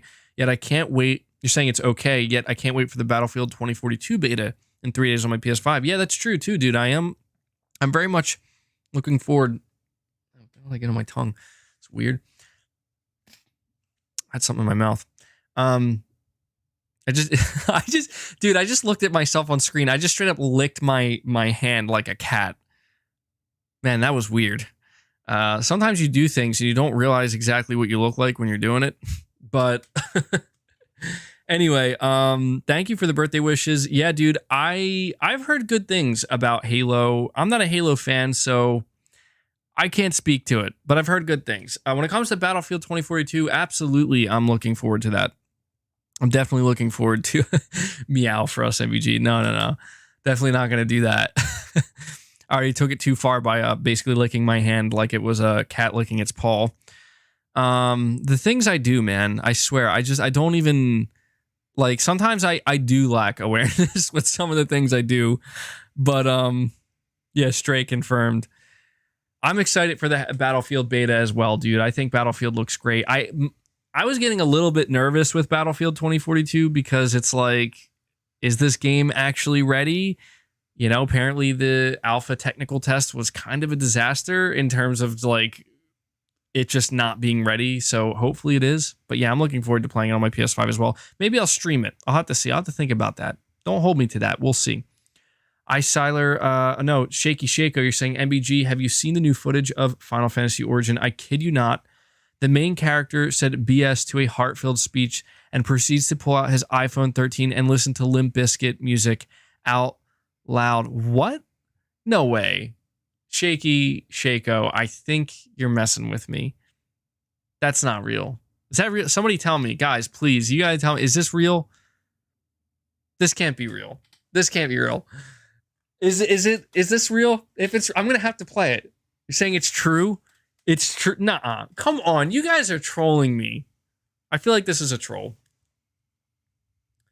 You're telling me the main character of Final Fantasy Origin pulls out his iPhone 13 and listens to Limp Bizkit after listening to a heartfelt speech from a character? You're all saying it's real. No way, dude. Okay, I might have to try. I might have to play this. I might have to play, because that's too good to pass up. That's too good to pass up. Maybe I'll stream it. That's crazy. That's crazy. I can't believe that. I literally, you're saying search it? I'm going to have to. I don't know. I don't know if I want to search it, though, because if that's real, that's like something you want to experience, on your own, without it being spoiled, because that's insanity. That is absolute insanity if that's true. You're saying thank you, MBG, for the recommendations for Returnal. Loved it and platinumed it last week. Well, congratulations. I'm glad. It's a great game. Great game. Stream the demo. There's a clip of it. I don't know. I'll have to look into it, man. That is crazy. I can't believe that. That game already looks insane as it is. But yeah, you're saying the chaos meme wasn't enough. Dude, yeah, this is going to be one of those special games that like comes out and it's a game. It's just a meme. The entire game is a meme. And that's what makes it so good. iSiler18, you're saying, imagine the money people spend on Warzone and microtransactions, but we get ragged on about $70 games. That's what I'm trying to say. Yeah, that's another good aspect, man, that I feel like people really don't think about the bigger picture, where it's like there are people who spend, like you said, probably hundreds of dollars easily. Not everybody, but certainly some people spend hundreds of dollars on microtransactions in free-to-play games, or even games that weren't free-to-play. And at least with Sony, when you do pay that $70 price tag, I'm not saying it's not a lot of money. Of course, $70 is a lot of money. But at least it's nice. For example, when I buy Horizon Forbidden West, hey, I have no doubts whatsoever that I'm going to get my money's worth with this game in terms of content, it being a complete game, the quality, you know. And I think that the biggest conversation we had regarding that, or the most skepticism people had, was a game like Returnal, where that game was $70. And I think people were like, I don't know if there's enough here, man. Like, I don't know if there's enough here. And I think it was one of those situations where you have to determine for yourself. You have to maybe do a little bit of research, maybe go to reviewers, see how long this game is, see how much content that's involved with it, figure out what the gameplay loop is, look at the overall quality, and determine for yourself, is this a game you are willing to pay $70 for? And I feel like a lot of people will very easily come to the conclusion, no, for me, not worth $70. And then for others, like myself, it's like, I'm really liking what I'm seeing of this game. I have a lot of hope for it. I believe in it. I paid the $70 and it was worth it for me. I put over 100 hours in the game. I platinumed it. It's my game of the year. It would have been crazy to me if I passed up on it just because I was afraid am I overpaying for this game, you know? But that's a good point, iSiler. We have Michael, you're saying don't mind the haters because they're going to come on here just to hate and dislike your videos. I'm with you, man. I don't mind the $70 because I enjoy the games. And that's what it's all about, man. You're free to do what you want, you know? If somebody's going to judge you for paying $70 for a video game, that's a weird thing, I think. I think that's a weird thing. I think that the person who's judging somebody else for spending their own hard-earned $70 on a video game and it bothers them, I think that that person has to kind of take a step back and reevaluate their own life, because you really shouldn't care that much. You really shouldn't care that much. I've tried to explain to people, and I don't mean to continue to go on this rant, and I'm not going to. I just need to make this point. I've said it time and time again, and I will continue to say it. This does not make me a bootlicker. This does not make me a fanboy. It's just the hard truth that people don't want to accept. I understand that maybe they just don't want to hear it from me, but I'm going to tell you anyway. The market speaks for itself. The market speaks for itself. If people weren't willing to accept $70 video games, nobody would buy $70 video games, and therefore Sony would have to reduce the price. But millions upon millions of people are buying $70 video games, and it's making Sony a lot of money, and therefore that's just the way it is. The market is okay with it. All right? That's just the reality. Okay? If we ever approach it like people who make it seem like you're being forced, they need to stop. They need to stop. Nobody's forcing you to do anything. Sony's not forcing you to cough up $70. They're not putting a gun in your head saying you better pay. And if you see a game that you want that badly, but you're just so angry that it's $70, like I said, have some discipline. Just have a little bit of discipline, a little bit of self-control, and just wait it out a couple of months, maybe a little bit longer than that, and you'll probably be able to get it at 40 or 50 bucks. That's all it is. It's not that hard.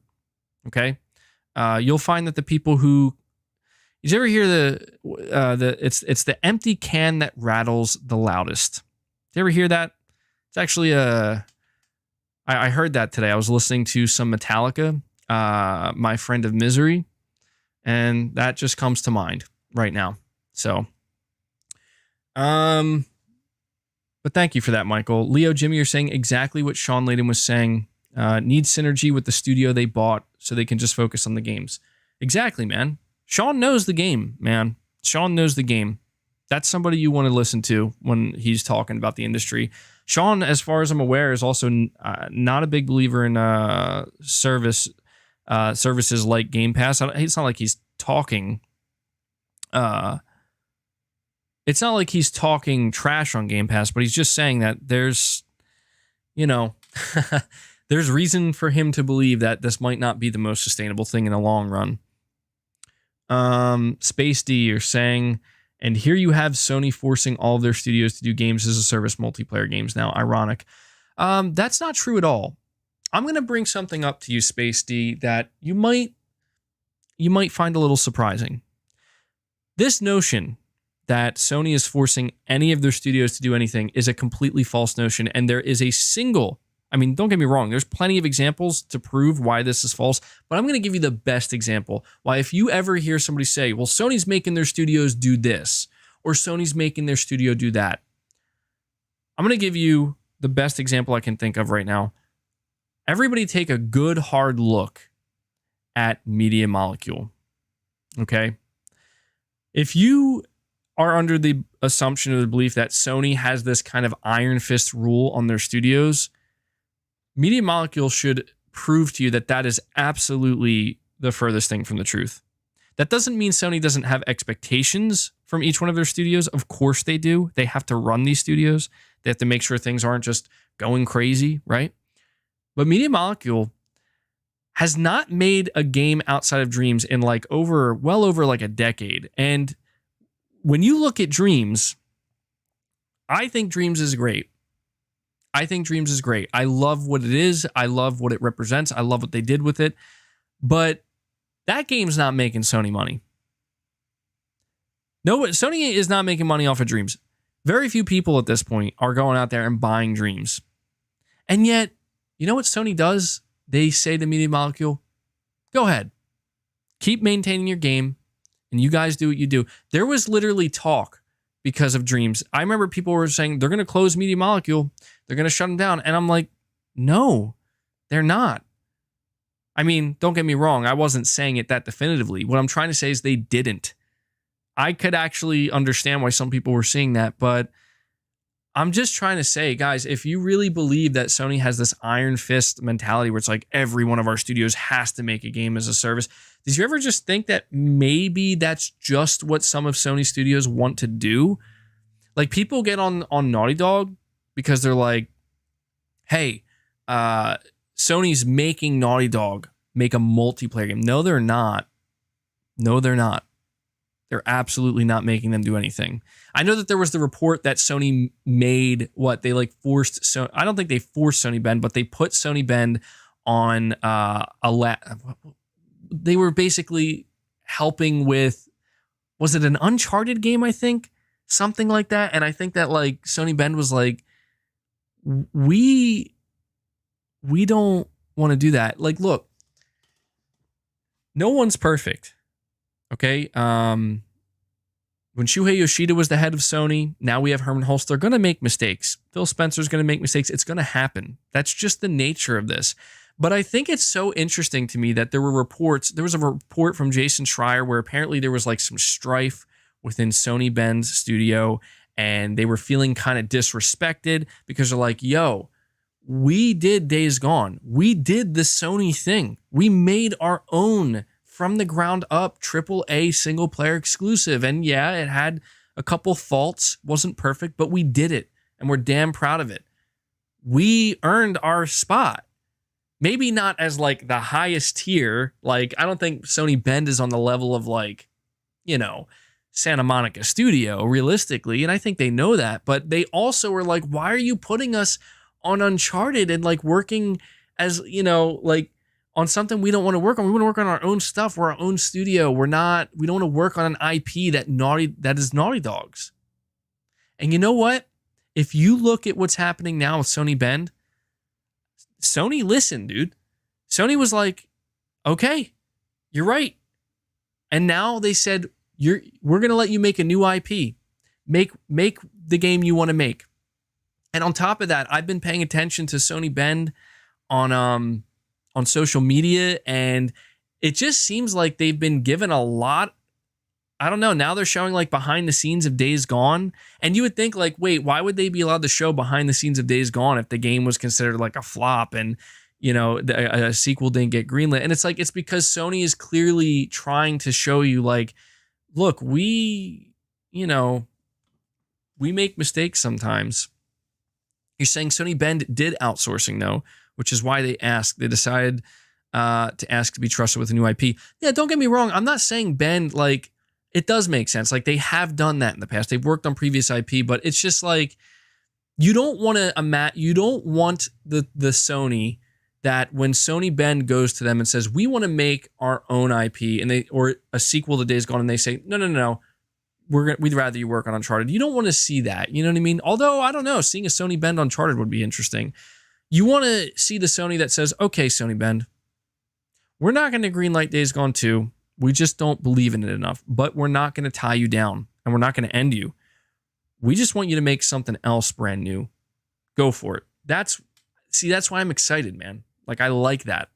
So, I'm not saying Sony's perfect. I'm not saying their management or their leadership is perfect. I think even they're aware that they're not perfect. They're going to make mistakes. But from where I'm sitting and from what I can tell, Sony studios have a ton of autonomy, man. Like, they have a tremendous amount of autonomy. And, you know, dude, is this guy even trying? He creates an account called Hideo Kojima, where it's a profile picture of Kojima with the Xbox logo behind it. He says MBG, Sony's official bootlicker. Bro, I gotta admit, man, you caught my eye because that's funny. That's some funny stuff, man. This dude specifically made this account to come here and say that. Plot twist, it's actually Hideo Kojima. That's funny, dude. Oh, man. Jessica Gross, you're saying, I don't know if this correlation has been made, but the chess match in Sony's event is between them and Microsoft, I believe. I don't know what was up with that. I know what you're talking about. At the beginning of Sony's September event, they had that 3 to 4 minute like chess match. I don't know if that was supposed to be Microsoft, but I don't know. It was very interesting. I'm sure there's a lot to be taken from that. Vincent, thank you so much for the $20, buddy. You're saying $70 is not too much for video games today. I'm old enough to remember my parents spending $40 to $60 on NES games back in the 80s. I gotta lower this so I can read it. Saying if you take inflation into account, that had to be about $90 to $120 in today's money. Yeah, and that's something that I think not enough people are aware of. Like, there is a difference between having an understanding of a business model and an understanding of everything that goes into the development and creation of video games. I feel like a lot of people who take this side of, hey, I just don't, I want to spend as little money as possible. I'm all about cutting corners. I'm all about saving as much money. Trust me, I get it, man. My money's important to me too. And there's nothing wrong with wanting to spend your money wisely and care about how much you're spending. But you also, in my opinion, you can't come out here swinging at people, you know, and attacking people, making it sound like you're out of your mind if you're willing to pay that much money, or this is a ripoff or whatever. Like, that's not value. And then also kind of make it seem like you're going to be completely ignorant to the broader picture and understanding of the industry. And the fact that, dude, a lot of Sony's games, right? Like games like Horizon, games like God of War, and others that are going to be coming, they're the reason why they have to make these games $70 is it's because it's becoming very, very difficult for them to make the type of profit that they would need to make in order for this type of business model to be sustainable. All right. You know, if you listen to anybody, like you said, man, Vincent, if you listen to anybody who has been, well, Tom, you're saying, so let's guess this right. Sony ducks with Deva and rips people off like they tried to do with Horizon, and these are just mistakes. Xbox does this, and Xbox is bad. LOL, hypocritical. Let's get something straight, Jay. Xbox isn't bad. All right, like that's you're reducing it down too much, and I'll admit we do that here sometimes. We're only human. We're gonna do it sometimes, but no, Xbox isn't bad.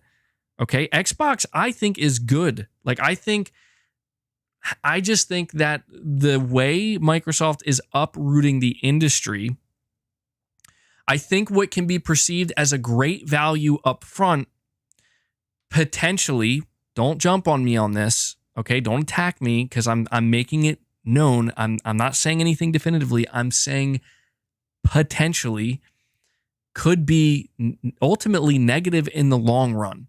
So it's almost like short-term positive, potentially long-term negative, depending on the direction it goes, you know? And that's why I can't just get behind people who are like, oh my God, Game Pass is a great value. And I'm like, that is true. It's a great value, but I'm thinking beyond the value. I'm thinking about everything else that goes behind it. You know what I mean? What does Game Pass do to the industry in 5 years? How does Game Pass affect Sony and their business model? How does Game Pass in general affect the entire traditional business model that has worked for the gaming industry? I'm going to be real with you guys right now. I'm not a huge fan of any of these streaming services. That doesn't mean I don't use them. Yeah, I use Spotify. Yeah, I use Netflix. I'm not going to sit here and pretend I don't, but I still am not a big fan of them. And I don't use them as much as you. I mean, I use Spotify a lot, but I went through this period of time where I was trying to own all my stuff. Like I wanted to own all my stuff. I wanted it to be tangible. And I started buying CDs and ripping the CDs and importing them digitally. I think I think Kojima does that too. I remember seeing him talk about that on Twitter. And I was doing that because I'm like, I just don't like this service model. I don't want to keep spending money each month and just have access. It just, I don't know. I just like the concept and the idea of like, I'm going to pay this money. I'm going to support what I like and I'm going to own it. I like that. You know what I mean? And it became pretty much impossible to do that. Not impossible, but it became too much. And it's like, well, yeah, it becomes hard because it's like, I could either just spend all of this time and effort doing it the hard way and knowing that I own this and that it's tangible, or I could just say, hey, I'm just going to subscribe to Spotify and that's what it's going to be. It's hard, man. Like the digital future, the subscription future, it plays on one of the most basic things that appeals to humans, and that is convenience. And I am a human being and I understand the appeal and I love the appeal, but I can't help but feel that there's always a price to be paid. What are you paying for that convenience? You're telling me I'm only paying $10 for that convenience? I think it goes a little bit beyond that. And I think in the long run, we're going to see that, right? So, I don't know, but things do change, man. They do. You guys know you can still buy physical Xbox games, right? No, of course. Well, that's the thing is like things are not that crazy right now, dude. It's just when we think about this, when we see the direction that the industry's headed in, we have to be cognizant of, well, what about the next 3 years? What about the next 8 years? You're saying you think I'm wrong there, MBG? I could be wrong. I'm not saying that I'm correct in my... I'm not, like, people will say I'm just fear-mongering. It's like, I'm not just fear-mongering, guys. I'm not out here being like, hey, Game Pass is going to ruin the industry because it is, and we need it to fail, and we need to be scared. It's not that. It's just, it comes down to what matters to you. You know, in my life, to me, gaming is still, it's a critical component of my life, and when I buy games, when I buy games, I still like the fact that a very common way to buy those games is to get it physically. And the idea that, well, we're headed to a future where that's going to become less and less common. And, we very well could see a point where 99% of people are owning, buying their games digitally, and only that rare 1%. And there's like special places you got to go to buy. You know what I mean? It's like, I don't know. There's more about Game Pass, obviously, that I'm not getting into here, but it's Microsoft's job to prove that this can work. That's what I'll say, because I don't want to continue to talk about Game Pass. I don't think it's necessarily that relevant to the overall conversation we're having here. And I'm running out of time as well. So I'm just going to say that it's Microsoft's job to prove it can work, because what I know is that PlayStation started in 1994, and here we are in 2021, and they have made some big changes for sure, but they're mostly still sticking to a model that began in 1994, and it worked then, and it still works now. And the PlayStation brand has grown tremendously in that time. And I think that the growth of PlayStation as a brand, and just in general, it's seemingly coincided with bigger and better, right? Like, that's the thing, is it's gotten bigger and it's gotten better. And I'm talking about the games and the content and the consoles and the experiences. And I just am not fully convinced that under a subscription model, that bigger and better type of growth is necessarily what is at the forefront of a subscription model. It can be, and maybe it will be, but I'm not fully convinced. And so maybe Microsoft will prove me wrong, and they're like, actually, you can do bigger and better in a subscription-based model. We're going to show you. And that'd be great. And maybe both can coexist and everything can be fine. Anyway, let me get to some of these super chats. Chris B, you're saying, I remember N64 games being 74 to 80 bucks back in the 90s. Import games were even worse. You're saying, MBG, please no Game Pass talk. I'm tired. No, I hear you, man. I hear you. People make some jokes are like, man, you can tell Game Pass lives in MBG's head rent free. It's like, it's true. I do think a lot about Game Pass, but it's hard not to, only because a lot of people bring it up. There's a lot of people bring it up, and a lot of people are always thinking about it because it's very different, and it's kind of like the big unknown in the industry right now. But yeah, dude, you're saying you remembered N64 games were 74 to 80 bucks. Yeah, it was bound to happen. That's all I'm saying. It was like a price increase in games was always bound to happen. A lot of people who have been in the industry for a long time, and a lot of people who understand how all of this works, they'll all tell you the same thing. They're like, wow, I can't believe the game stayed $60 for as long as they did. Leo Jimmy, you're saying Live 96 on Genesis was 90 bucks. Streets of Rage 3 was 70. I remember I had to save lunch money for that. Yeah, dude, see, it was worse back then. Yeah, so, and we're getting bigger and better games now too than we ever were back then. So, like I said, man, it all boils down to one thing. You got to decide for yourself what you're okay with and what you're not. And you decide where your money goes. Chris B, you're saying, I feel like the Movies Anywhere model is perfect. You can buy physical and get digital in most streaming services. Yeah, I've seen that as well. I think that is a good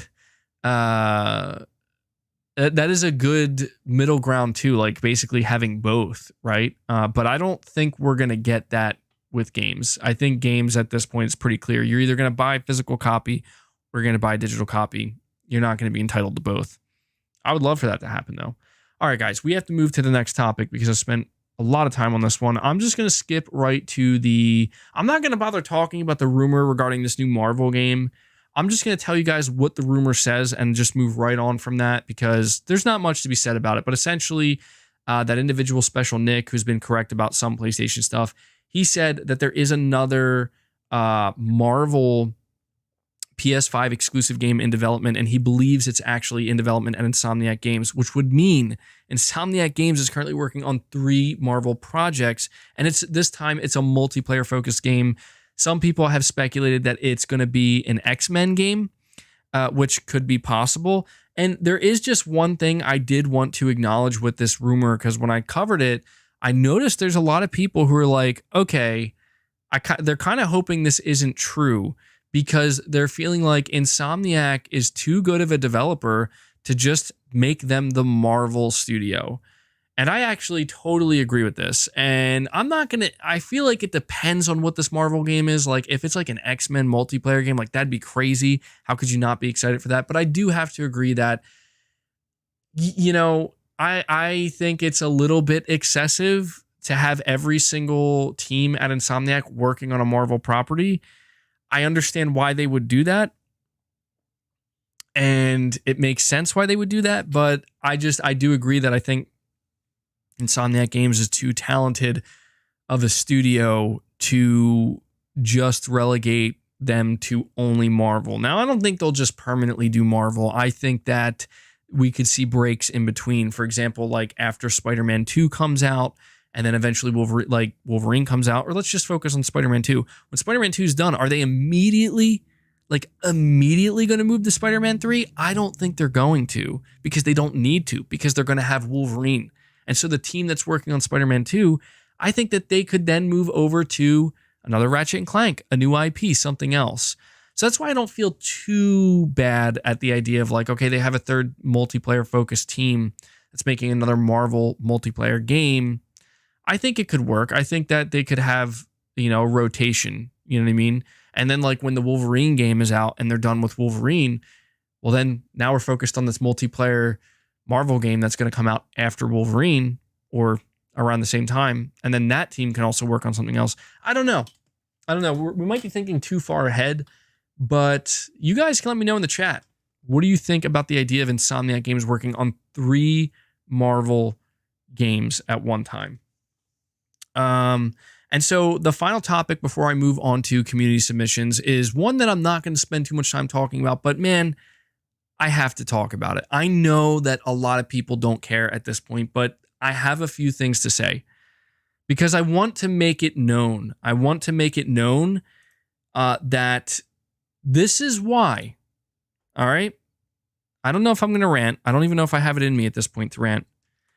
This is why last year, when the specifications of the Xbox Series X and the PlayStation 5 came out, my God, the level of toxicity when those PS5 specs dropped. My God, the level of toxicity after Mark Cerny gave his Road to PS5 speech. Unbelievable. Flash forward. Okay, you know what? Before we flash forward, let's hold on. Let's stay there. Let's go back. I want everybody close your eyes. We're gonna take a trip down memory lane. We're gonna go back. Mark Cerny, Road to PS5. We're watching it live. He announces the PS5 is gonna be what was it? 10.3 T-flops? I forget at this point. I think it's 10.3. It's clocked. GPU clocked 2.23 gigahertz. SSD cracking compression. SSD cracking compression. Okay, SSD. It's going to change things. And I remember all this like it was yesterday, because it feels like it was yesterday. And after that stream, oh man, I remember people were coming at me. Like, suck it, MBG. Boom. PS5. It's weak. Weak Station 5. And I get it. Whoa. I get it. I'm not saying I wasn't playing the game, people. I'm not denying it. I was playing the game. Hey, how many T-flops? Microsoft, they got me. They roped me in. They're like, hey, MBG, we're marketing teraflops. You're going to want to care about that teraflop. And I cared. I played the game. MBG is flip-flopping? What am I flip-flopping on? I'm being serious. Am I flip-flopping? I don't, because I might not be aware of what I'm flip-flopping on.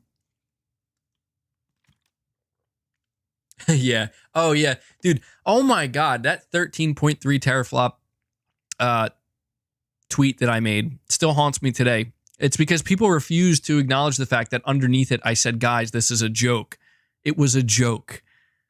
People took it seriously. I don't know why. I literally said it's a joke, but nobody will show you that. Space D, you're saying, here we go with the 8-bit 8K native PS5 port versus BC. Dude, Space D, you gotta understand, man. I know you're an Xbox fan, and I'm cool with that. I appreciate you being here, dude.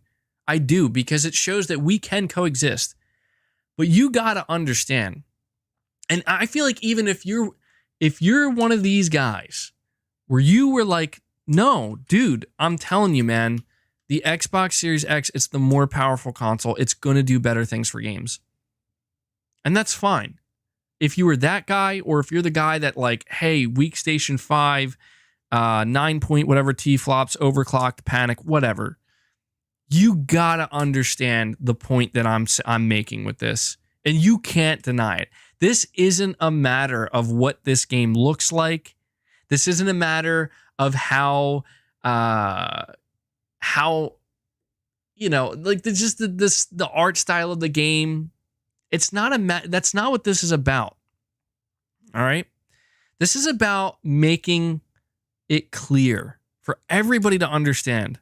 And I learned this too. I'm learning with everybody that when you see these console specs come out, and we're going to see it again. We're going to see it again, probably sooner than we might think, with the PS5 Pro and the Xbox Series XX. I don't know what else to call it, okay? We're going to see it again. The spec talk is going to return, and it's going to come back in force. And I want everybody to remember this. I want everybody to remember, back when the PS5 and the Series X launched, we talked about it. We talked about it then. It was appropriate to talk about it then because everybody was eager to learn who's going to have the better performance, which games are going to run better. And we were seeing some type of weird pattern that was unexpected, where actually the PS5, very slight, I'm not being hyperbolic here, very slight advantage in some cases, but it was still surprising nonetheless, even though it was very slight, because people were like, wait, that's not the way it was supposed to happen. And then we were told, oh, well, the tools are coming, and once we move over to just next-gen games and later down the line, and I get it. And I even said, maybe that's true. We'll have to wait and see. And here we are. We are 1 month away from being a year out from these consoles launching. And the console that gets the first 8K 60 FPS game, does it matter? Does it matter? Absolutely not. Does this mean that the Xbox Series X sucks and is a terrible console? Absolutely not. Dude, the Xbox Series X is a fine console, and anybody who buys it with it knowing that this is the console they want, they're gonna enjoy it. But we need to acknowledge that Mark Cerny, for all of these clowns, and I am going to call them clowns because that's what they are, on the internet, whether it's on YouTube, on Twitter, on Reddit, whatever it may be, that came out here. And I am going to defend Mark Cerny here, because that guy got so much flack, where these clowns came out and they're like, Sony doesn't know what they're doing. Mark Cerny doesn't know what he's doing. Mark Cerny doesn't know what he's doing with the SSD. Sony panicked. They had to overclock it to try to match the Series X and overclock it to 2.23 gigahertz and RDNA 2 this and whatever, man. And they just were going in hard. Just all for what? I need to know. All for what? Just to come to this point, to get to this point where, yeah, I know it's the tourist. I'm not saying it's GTA. I'm not saying it's Call of Duty. But my God, is this a crazy turn of events? The Tourist is the first game. And if you, I get it. People are going to be like, dude, you're making a bigger deal out of this. Go watch Digital Foundry's video, because all of these people who were talking in this way, they're talking about how, oh man, Sony really messed up with the PS5. I think that we're not even going to get real next-gen games. As if it wasn't already proven. You're saying MBG will take any win he can get. Dude, this is not about taking any win I can. This is not about a win, bro. Jay, this is not about a win. Let's get that straight. This is about proving a point. A point that I'm not trying to be nasty about it. I have to call some people clowns because that's how they were acting. I've done it myself before as well. We all have a tendency to sometimes exist in the land of hyperbole, and that's fine. But this isn't about getting a win. This is about proving a point that we can all learn from. And it will be important to keep it in mind as we go forward. Like I said, all right? The point is, the PS5, and Digital Foundry was sure to put emphasis on this, is impressing because this is the first console that is running a game internally at 8K 60 frames per second. And then the next logical thing to think is, well, surely if the PS5, the weaker console, okay, the console that was supposed to struggle with some games, right, and not do as well, surely the Xbox Series X can do the same thing and run it at 8K 60. And it turns out, no, it can't. It's running it at 6K. Does this matter? Is anybody playing at 8K? Nobody's playing at 8K. Nobody cares. The PS5 can't even output 8K. That's what makes this so funny, is it doesn't matter. But it does to this extent where we're going to prove a point, and that is when people, the smartest people in 2020, the most intelligent on both sides, on any side, doesn't matter. Whether the biggest Xbox fan, the biggest PlayStation fan, or just some PC dude, doesn't matter. They came out and they said, guys, this isn't even worth arguing about. This isn't even worth comparing because on paper specs for consoles mean nothing. You need to wait to see how the games perform. You need to wait to see the comparisons. And that's exactly what we're seeing. And no, I'm not going to say, well, I guess that means the PS5 is the most powerful console, guys. I guess that means the PS5 is better than the Series X. That's not what this is about. I know it's easy. I'm going to take the high road right now, as I try to do as often as I can, and just say maybe going forward, Xbox fans, PlayStation fans, right? People who have their preferred platforms, the next time Microsoft comes out and is marketing their console based off of the power factor, and the next time Sony says, we're going to let Mark Cerny give an hour-long presentation that very few people are actually going to understand, let's not jump to hyperbolic conclusions. Let's not assume that, well, I guess the PS5 really is going to struggle. Let's not assume that the Series X isn't going to do great things for their own games.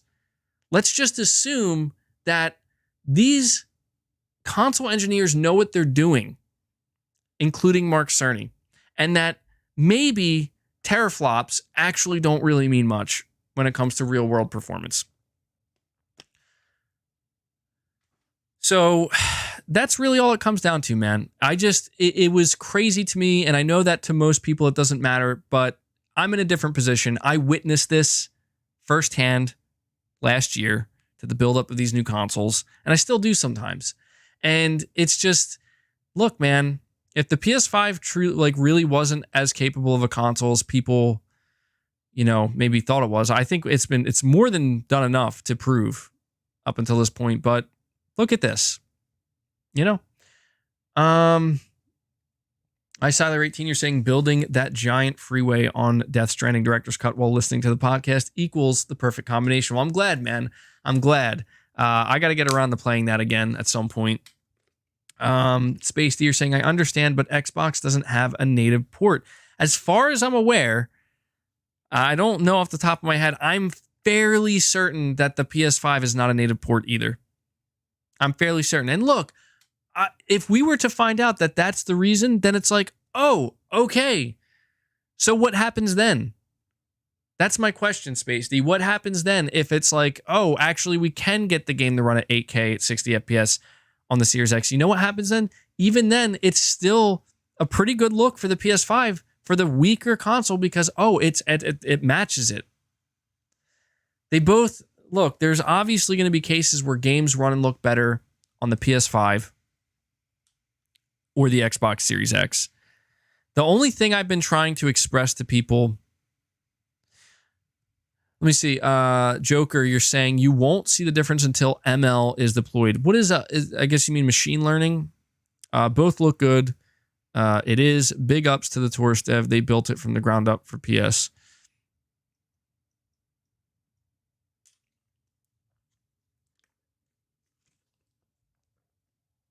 Again, I don't think that this is worth getting too much in the weeds with, because if at some point it's like, hey, they got the game running at 8K at 60 FPS on the Series X, and hey, eventually there are some games that run and look better on the Series X. I'm not doubting any of that, guys. I'm not doubting any of that. But the main point, the point I want everybody to hone in on and focus on is just that, is that the next time around when we see Mark Cerny again, if we do, I hope we do, with a PS5 Pro, and that PS5 Pro has less teraflops than, say, the Xbox Series XX, whatever it's going to be called. I don't want to hear it anymore from people, man. You know, I don't want to hear it anymore because it's been proven. It's been proven. And that's all it comes down to. AG is what I'm going to call you, because I'm going to be honest, I think I would just butcher your name if I tried to pronounce it.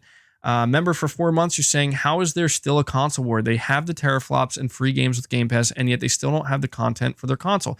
That's my whole thing is, dude, I don't think there is a console war. The console war is non-existent. It's a ridiculous thing. But there are these things that pop up sometimes where it's like, we have to acknowledge certain aspects of, like, this is just the way it is, you know, for better or for worse.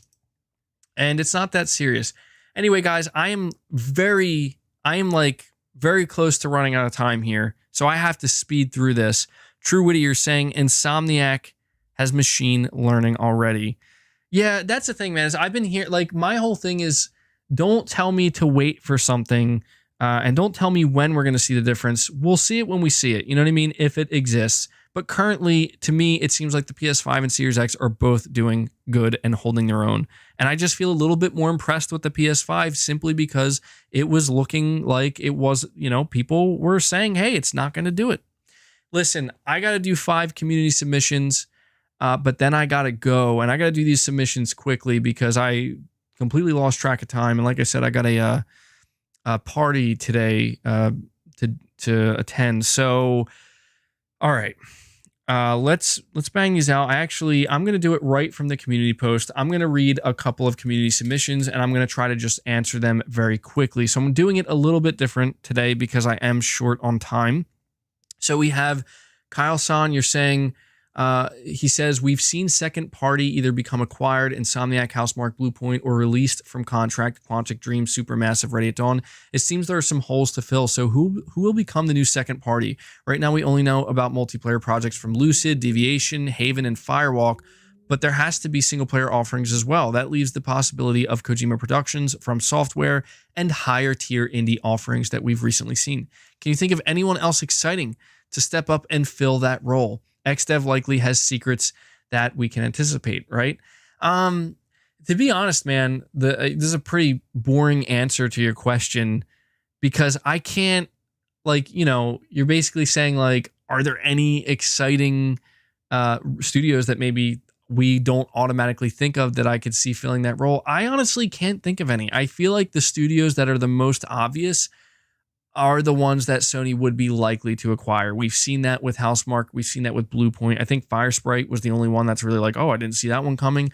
But it's like if Sony were to acquire, like, I don't think it'll happen, but if they were like bring on From Software and somehow, I don't think it would ever happen. But if they could get like From Software as a first party, I mean, that would be massive. That'd be like, you know, colossal. But you look at the relationship between Sony and From Software, it's like, okay, that's not the most shocking thing in the world, though, for as big as it is. Same thing with Kojima Productions. I don't think Kojima's ever going to get bought up by anybody, but if Sony were to one day announce their acquisition of them, it's like, yeah, that makes the most sense. I don't really know of many studios where it's like, you know, realistically, could I see Sony acquiring them? And it's just like out of left field.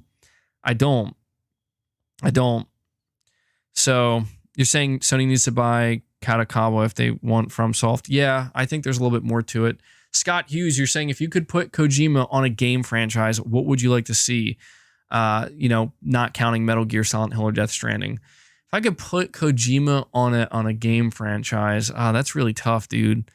I would like to see Hideo Kojima and Kojima Productions make Left 4 Dead 3. I'm kidding, of course. I don't know, man. I feel like I'm being put on the spot here. There has to be at least one I can think of. I'm trying to think of a dormant franchise that hasn't been brought back in a while. I don't know, man. I'm drawing a blank. Knack 3. It has to be Knack 3, right? I'm just going to go to these silly games because I can't actually think of one. I've never actually put thought into this. I got to give at least one, man. Ooh. I got it. I know this is going to seem ridiculous because if Kojima were to do this, it would have to be... I mean, okay, I was going to say Max Payne, like a Max Payne 4 developed by Kojima Productions. The thing about that, though, and the reason why I feel like maybe that's actually a really terrible pick is because Rockstar absolutely nailed Max Payne 3. And I feel like if Kojima were to do Max Payne 3, it would just go so off the rails that it would get so far from like what Max Payne is supposed to be that it would be like, it would actually be kind of maybe bad. So maybe that's a bad choice. Somebody says Bloodborne. All right, let's see a You can't do a game like that. That's a From Software game. You can't have Kojima developing like a Bloodborne game because that's not how Kojima tells stories. So I'm just gonna say Silent Hill. I know you said not to say Silent Hill. I'm just gonna say Silent Hill. All right, that's it. I don't know. Dude, imagine Max Payne tripping balls on whatever Kojima comes up with. I think that's what would make it so good is like Max Payne 3 was like the epitome of like a very serious, very grounded, very great Max Payne game. Let's see one where like things just go off the rails with Max Payne, you know? But yeah, I'd probably want a new IP more than anything. Okay, let me see if I can find all right.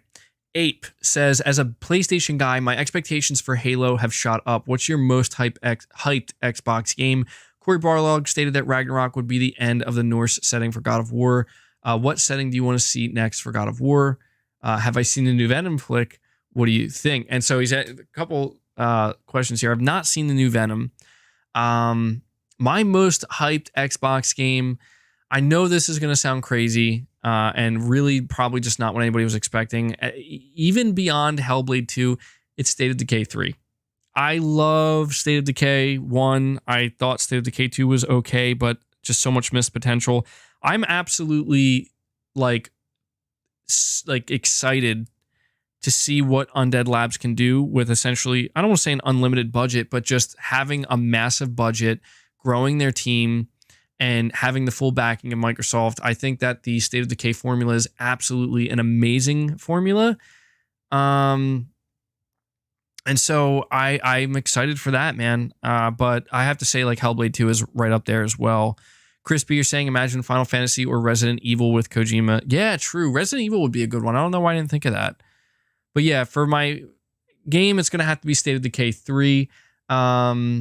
You're saying Corey Barlog stated that Ragnarok would be the end of the Norse setting. God of War, what setting do you want next? I think it's obvious. I think we need to go to Egypt. I think we're going to go to Egypt, and I think that would be amazing. You know, it would be so different from Norse and from Greek that I think it's the next logical step. That's where I'd want to go.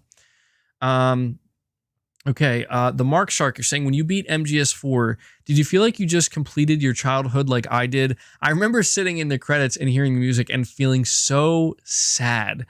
Honestly, dude, I will tell you, with every Metal Gear Solid game I've played, that is I thought this question was really interesting because I know exactly, the Mark Shark, what you're saying, that exact feeling you're talking about. Every single time I would complete a Metal Gear Solid game and the credits roll, I would have just these overwhelming feelings and emotions. And I'm like, oh my God, like, what did I just experience? Like, this was one of the greatest things I've ever experienced. I know that sounds crazy, but I'll never forget the feeling of when I beat MGS2, MGS3, and MGS4. Those specifically because I was much more, like, I was a little bit older, you know what I mean? MGS1 as well, but just something about those games, I don't know.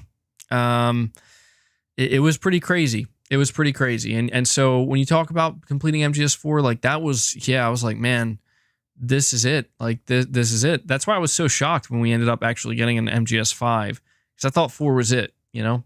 But Great question. I have a question from 2610197 BDM. You're saying, we know Sony wants to do more multiplayer titles. What genre would you like to see? A military FPS, a sci-fi FPS, tactical FPS / third person, battle royale, an MMORPG, or large scale shooter? I think this is a good question because if I could only pick like two of these, I want a tactical FPS third person. And to me, I feel like that's going to have to be SOCOM. Like, I really want that. And if I had to pick another, I don't know. I mean, I feel like I wouldn't want to pick another shooter. So I'd feel like maybe an MMORPG. I don't think it would have to be multiplayer because you did say this would have to be in the multiplayer genre. So I think like a tactical third-person FPS and maybe an MMORPG. But a large-scale shooter like Mag Returning would be very interesting as well. Whiskey Gaming, thank you, buddy. You're saying if they go to Egypt with God of War, I think the second weapon besides the Blades of Chaos would be like a spear. I think they could do some cool things combat-wise with that. That would be awesome. I didn't even think about that. Yeah, if you go to Egypt, there would have to be another weapon, right, that he ends up getting alongside the Blades of Chaos and the axe. So a spear, yeah, that could work. That could work. It would be tough though, because I feel like what crazy things could you do with a spear? I'm sure they could figure it out. But yeah, good question. Let me see. Okay, so Rush76, he says, what was the video game that really opened your eyes in terms of what games can do as a medium? Also, I'm really glad that you are a realist, and it sucks that people call you a fanboy anyway. Keep up the great work. Well, thank you so much, man. I appreciate that. Okay, so there are a few games that come to mind. Oh, my nose, man. Always itching. I feel like I got like fuzzies on my like mic here, and I feel like I'm like low key inhaling them as I'm doing my podcast, and it like messes with me. But there are a few games that come to mind. I love this question because I know it's obvious. It's Metal Gear, and I kind of just talked about that, but it's not just Metal Gear. So for me, Metal Gear, in terms of what it could do for the medium, it made me realize, holy crap, like I can basically feel the same way, like playing a game that I can watching like a really like intense movie. And I just didn't think that those two things could like be put together. So there's that.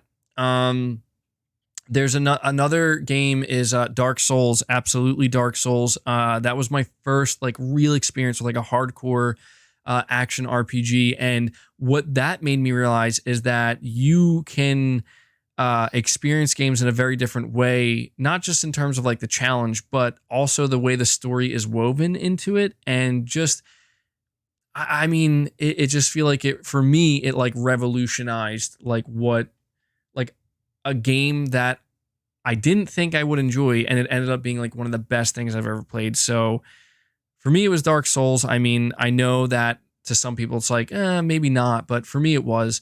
Another one, believe it or not, I know people are going to think this is crazy, but I just have to be honest.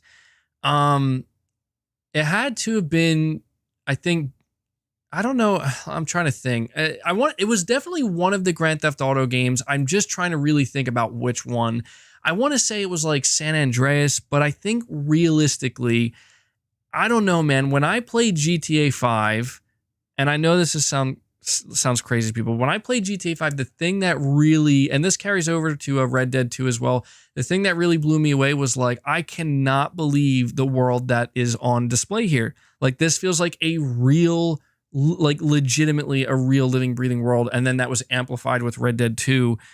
And it just felt so different to me than any other GTA, to where I was just like, this is like it, to me, it felt like, where do you go beyond this with GTA 5? That's kind of how I felt in terms of like making a living, breathing world. I legitimately was like, and the amount of detail, staggering detail, I literally was just like, I don't know where you go beyond this, you know, other than to different time periods. And then there was also, I think, The Last of Us. I have to say that too, because The Last of Us was just, I mean, when I played it, man, like the stories of Metal Gear Solid, like the Metal Gear Solid games, they hit me like a ton of bricks, but The Last of Us hit me like a ton of bricks in a different way. I think for me, The Last of Us revealed like, okay, games can be dead serious and hit you like a ton of bricks. Like, you know what I mean? In a way that maybe I just didn't experience before. So there's quite a few games. Quite a few games that have really kind of had a big impact on me. I'm sure there's more. Like another one, for example, is Left 4 Dead. That was a game that for me revolutionized like how I can play games with friends and enjoy them in a way that I just never really experienced before. So for me, it's a lot of those games that I just mentioned. Again, I'm sure there's more, but that's pretty much going to do it. I have one more here. Snake says, "Hi, I have a question. MEG, how are you? I'm doing good. Thank you for thank you for asking." And then somebody named Fail Spencer says, "What is abandoned?" And unfortunately, Fail Spencer, I don't have the answer to that question. But that's going to do it for this episode of the podcast, guys. I got to go. Like I said, I'm a little bit pressed for time. So I just want to extend a big thank you to everybody who showed up. As always, big thanks to my members and those of you who donated super chats. Again, you guys who continue to support the channel are the reason why I'm able to continue to do what I do here. And I love doing it. We have an amazing audience. I have an amazing audience and we have an amazing community here. So thank you guys so much. Do me one more favor as you're heading out, hit that like button. Let's see if we can get up to 650 likes. And with that being said, I will be back here, hopefully, if everything goes smoothly, as I always say, same time, same place next week with episode 79 of Press X Podcast. But that does it, guys. Until next time, take care.